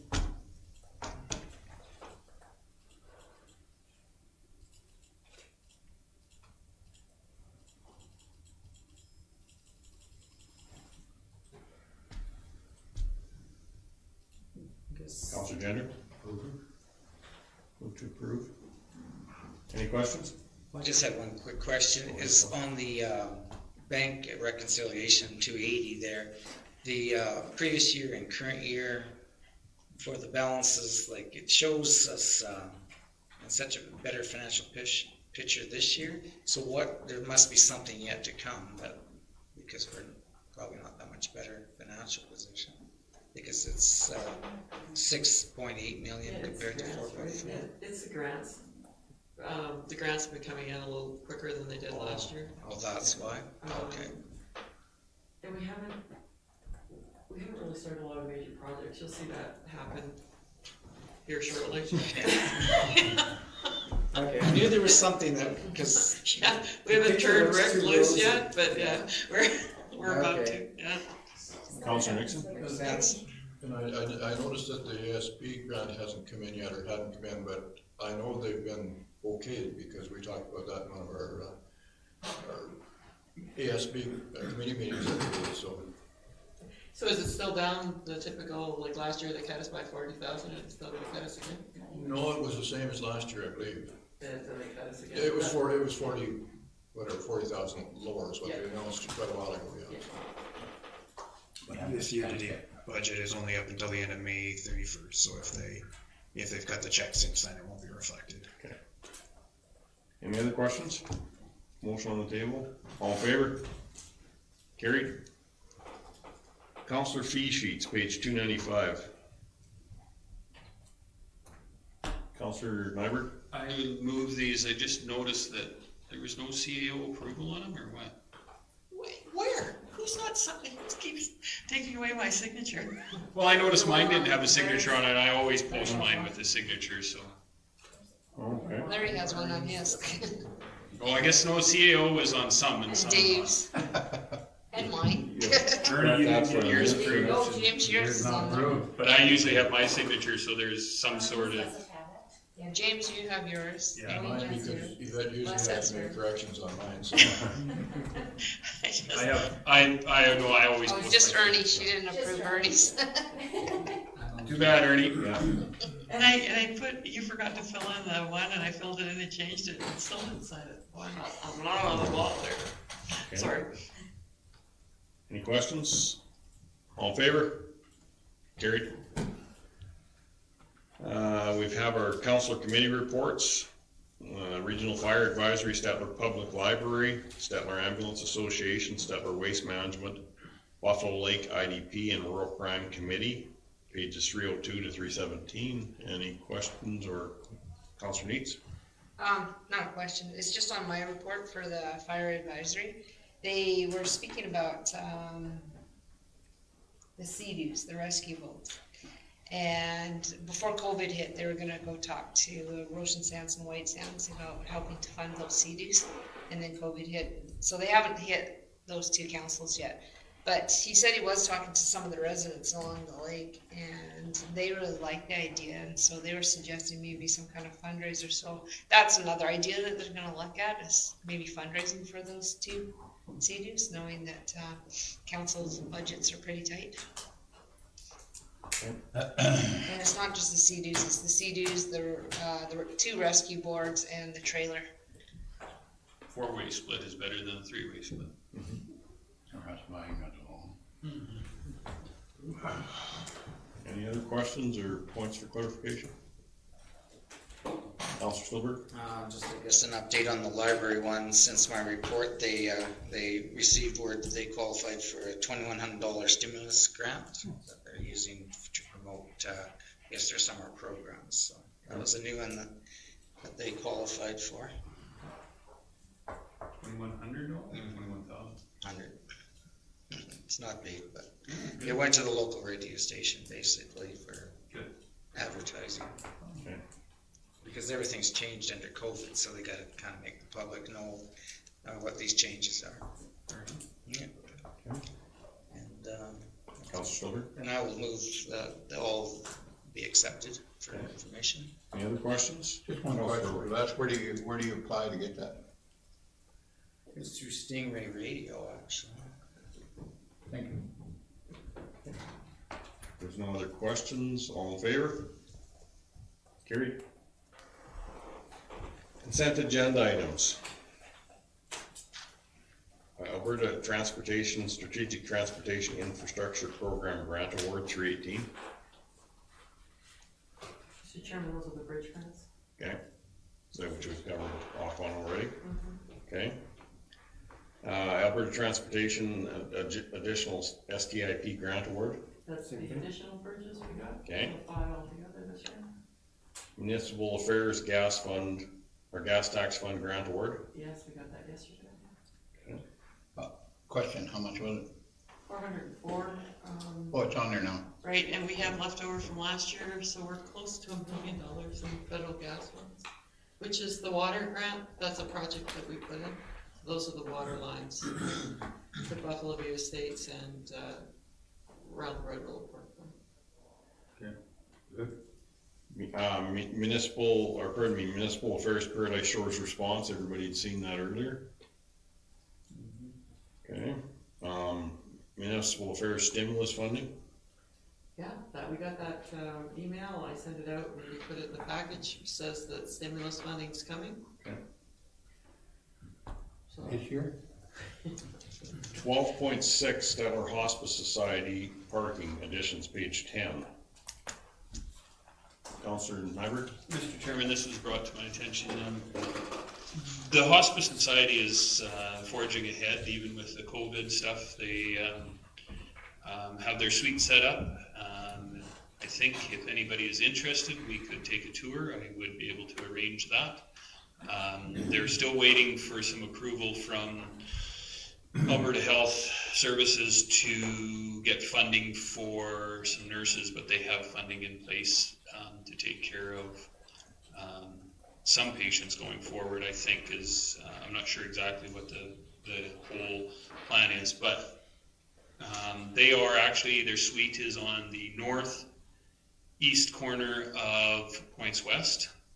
The problem with what they're having right now is Points West is, of course, going through the COVID situation where they're restricting access for people to come in the front door. But with hospice, you will not be restricted because they are a separate suite, and the individuals that would be in the hospice suite probably are not concerned about having COVID. So that being said, Points West does not have a lot of extra parking on the back. Originally, the parking was supposed to be in the front. You would come through the front and go to the hospice suite. What they're asking for is a small chunk of our property at the back corner to be able to park families, 4 parking spots basically. Just a gravel pad. They're not looking for anything extra. In my discussions with CEO Cassidy, we talked about the concerns being that if we were to sell this place, how would that work? And I would suggested that we do a $1 lease to be terminated at time of sale if that was going to be a concern. The only thing we would have to do is supply some gravel and possibly a little bit of a chain link fence so that we could still keep our back lot secure. So, they would access it from the north end? They would access it from the back alley that goes into the, I think there's a site map that they sent in, did they not? Yeah, it's just really tough to see from this. You're right off this road here with that. No, so what they would do is they would come on the backside of the north side of, on the west side? East side on their property. East side of the Points West facility and basically pull into the backside of our, beside the egg building. It would make sense, their first one would be, I think, to the south of the ag building, and then their second preferred spot would be the north side. But I think there's lots of room for something to be put on the south side of that ag building. So where's the room in there? So their room is a suite on the bottom floor, just on the northeast side of the, right there, yeah, the northeast side of the. Oh, it's separate, so it's not even. It is actually, no, Connected. that way you were circling, that is their maintenance building. Oh. Just go up a little, right there, yeah, just on the corner, so. So it's not actually in the Points West building? It is in the Points West. So on the north side of the Points West building, that whole top wing is all private suites. So they all have their separate entrances, so they don't have to go through the front door. And they have a door into the. And they have a door from the outside going into the suite. And one. Right on the inside, yeah. Okay. Well, question to Rick, what kind of work would that be to set that up? Depending on the location, there's already a pad on the north side of the old ag shop that's built up. You just have to get them access to there if they wanted to be there. It might almost be easier if you're only talking 4 stalls to put them between the old ag shop, and then there's a little garage, and then the old annex. There's a little, you zoom in on there, Andrew. That might be the easiest place to contain, right in behind there. That black roof in the middle, I think, is a little garage bay. So just to the left of that, there might be room to just tuck 4 or 6 vehicles in there, and then it's already contained almost. Is that their first, I can't remember that. That's, yeah. Which is their first thing here. That was their. Yeah, accessible That's to pavement where that they would way. like it to be, yeah. Yeah, I mean, it's a little bit of gravel right off the pavement. That way it doesn't interfere with the operations on the inside of the yard either. It's protected by buildings. And could you mostly move the existing chain link fence and use the buildings to fill in the gaps? Yeah, just pop out what's there and change the direction tied to the building, put some gravel in. Probably take the topsoil out down the China first, because we want it to be part of the pathway. Don't let Rick build. We don't want them to sink their feet into anything. So money wise, are we looking at $2,000 kind of thing? Well, if it's a small spot like that, yeah, or less, yeah. So, Mr. Chairman, I would like to make a motion that we enter into an agreement with the Hospice Society to supply them with 4 to 6 parking stall, whatever Rick can make work there, on the proposed hospice parking A site on the backside of our. If I may, we will need access from their side, probably to do some of that. I think it would be Points West. Keep in mind. Yeah, Points West would be more than. Councilor Grover? Yeah, well, I think hospice is one of the best things that we've ever set up, but I still let them here just to cover the county's butt. So you're gonna move that over and spend a couple $1,000. I have no problem with that. Liability, I wonder about it. That's the question I want answered. If somebody trips, falls, our land, we can bring it to them for $1, that's fine. And the other thing is, we should be able to, well, once the COVID thing's over, do they still need this then? And at that point, I don't know. they haven't said anything, but if it's Anyhow, there, they would maybe when the continue. COVID thing's over, the lease disappears and we put the fence back where it belongs. I have no problem with it at all, except I want the county to make sure that we're insured for that. And, yeah, no, roll goody boots, but at the end of the day, I wouldn't have it hinging on the sale of the county land.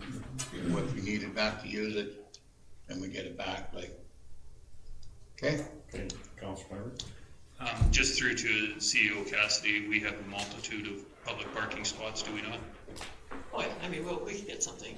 I mean, we're covered in liability insurance up to yin yang at any given time. If somebody, Yeah, if they tripped and fell, they'd sue us first anyway, so. yeah, they would sue us here, they would sue us there, they would sue us anywhere. Well, you can make it part of the lease agreement too.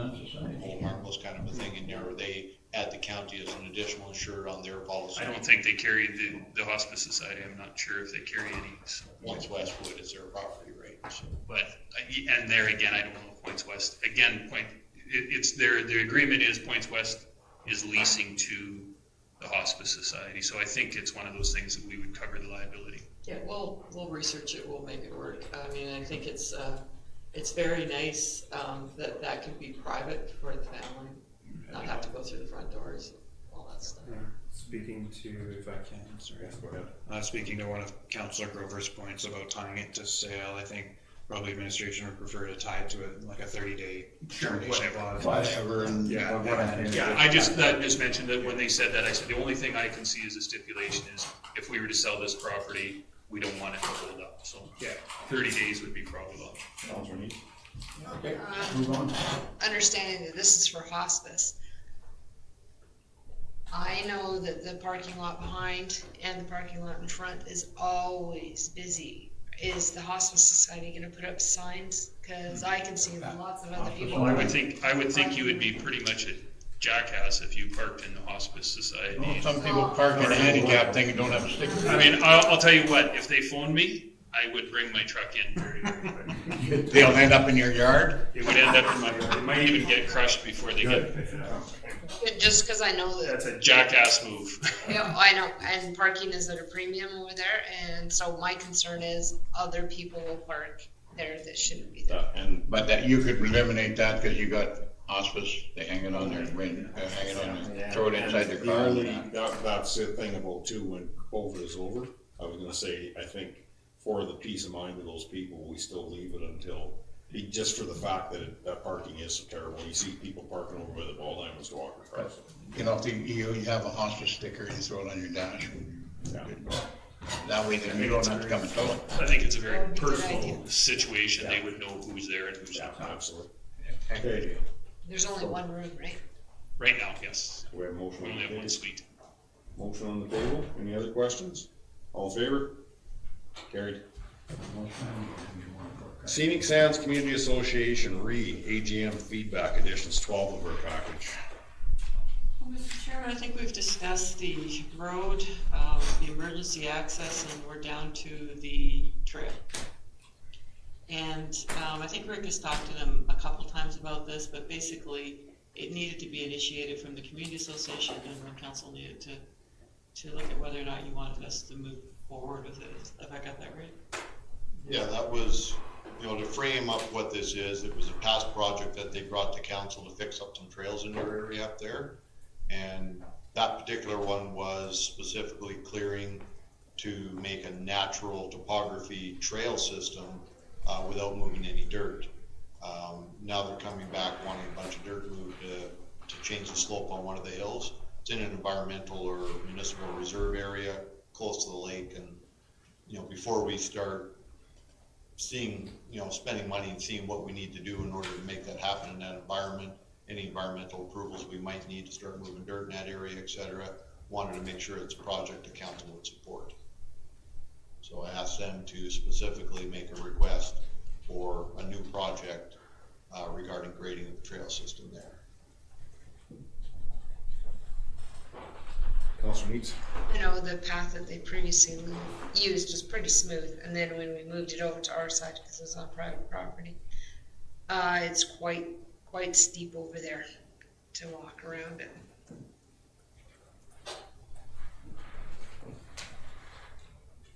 Or up and over it, I guess, right?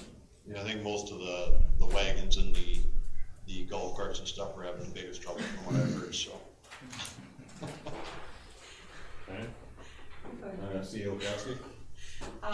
So the issue is that this is another project that we probably can't get to till this fall, if we can get to it. We're pretty stacked up. They're saying that they would like to do it, but I don't know if they're gonna look after all the environmental concerns. And also, do we want community associations working on our municipal reserves?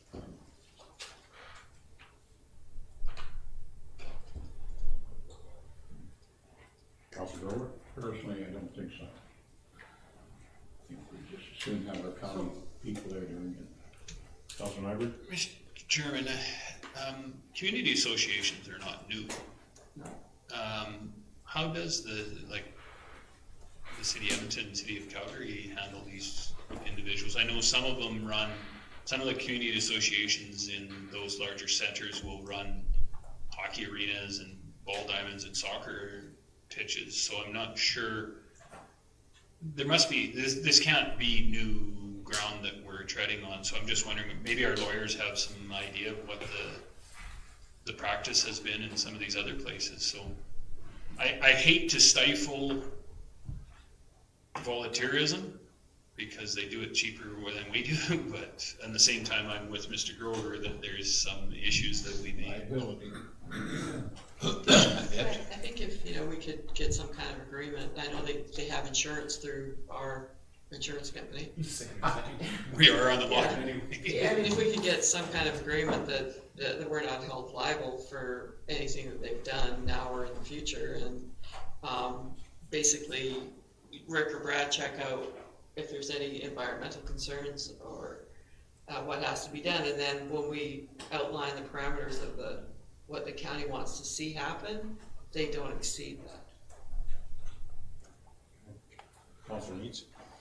Yeah, I was just thinking about our mowing crews out there, because I know we do have some private individuals mowing for us too.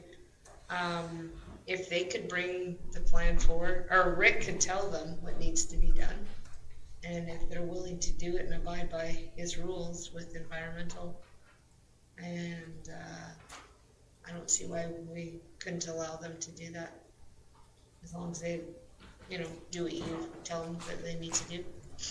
Yeah, by their description, though, they were talking about bringing a couple of skid steers in here for an afternoon and cutting it down that way, but, the question always is, you're cutting stuff down, then there's sloping issues, where are you putting the dirt, how many trees are you knocking down in excess of that, so you start moving dirt, other things happen with it, right? And that was my biggest concern, it might only be an afternoon's work. Don't really know until we go in there and get a better idea of exactly what has to be built and how far we can go, but I didn't want to turn a couple of weekend skid steers loose up there. No, as long as. Weekend warriors, yeah. Well, I would say that Rick would give them, the plan, and, then they have to abide by that, and put the dirt where you tell them to put it, and cut down what tree you're allowed to cut down. That's sometimes the biggest part of the job is getting that plan and making sure it's done right, though. Well, that's true, that could be part of Rick's work that he doesn't have time for. Councilor Nixon?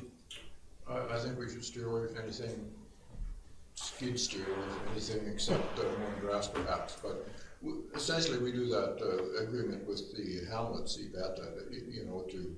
we're a community association, looks after mowing in the Hamlets, so I can't see it being much different than that, but I can see where getting in there with a couple of skid steers could be a bit of a problem, all right. How much damage you can do in a weekend? Especially if they're just training on them too. Yeah. I don't know how much damage I can do in about 5 minutes. If I may too, just I to can't preface. handle being dropped in one of them.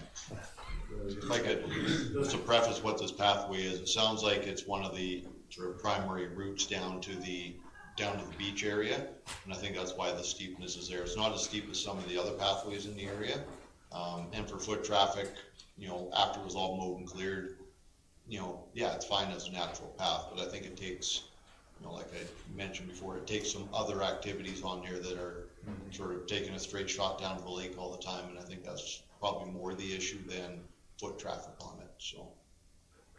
And that's, if it contains everything in one spot and it doesn't create any problems, it makes sense that way to have a project like this. It's just gotta be scoped out well, so. Councilor Gender?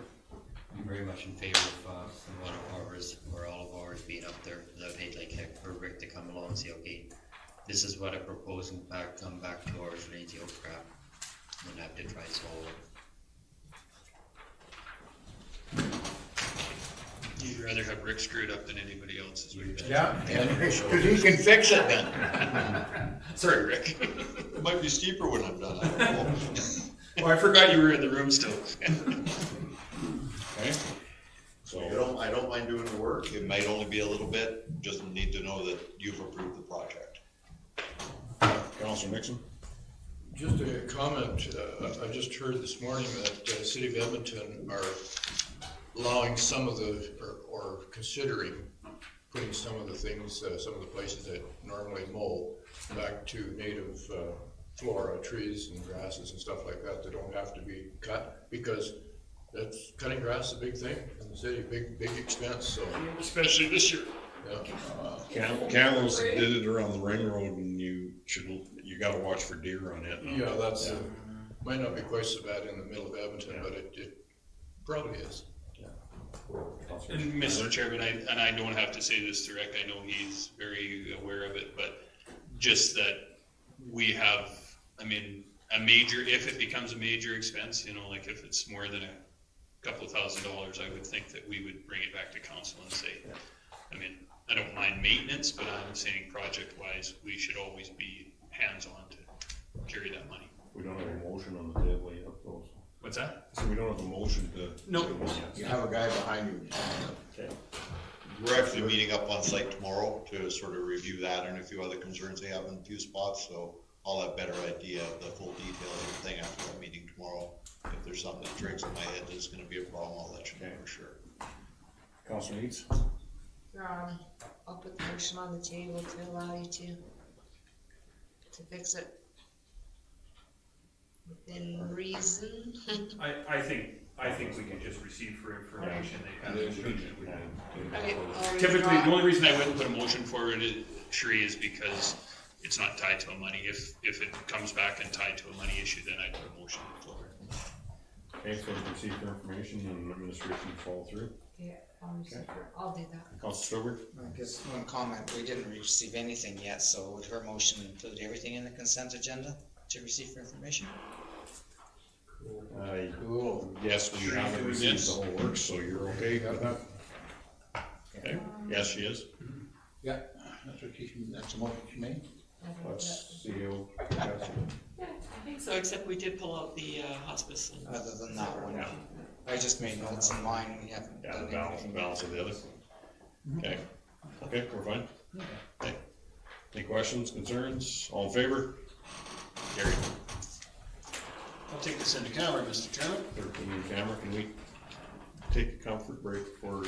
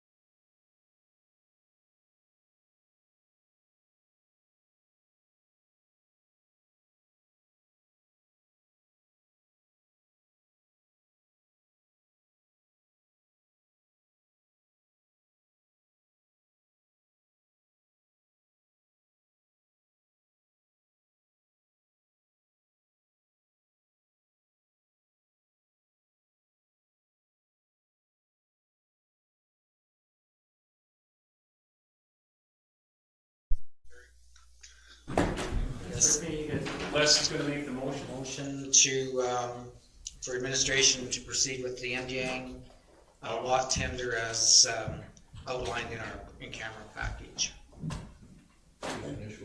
Any questions, concerns? Nope. All in favor? Carried. Next meeting is Wednesday, August 12th at 2020.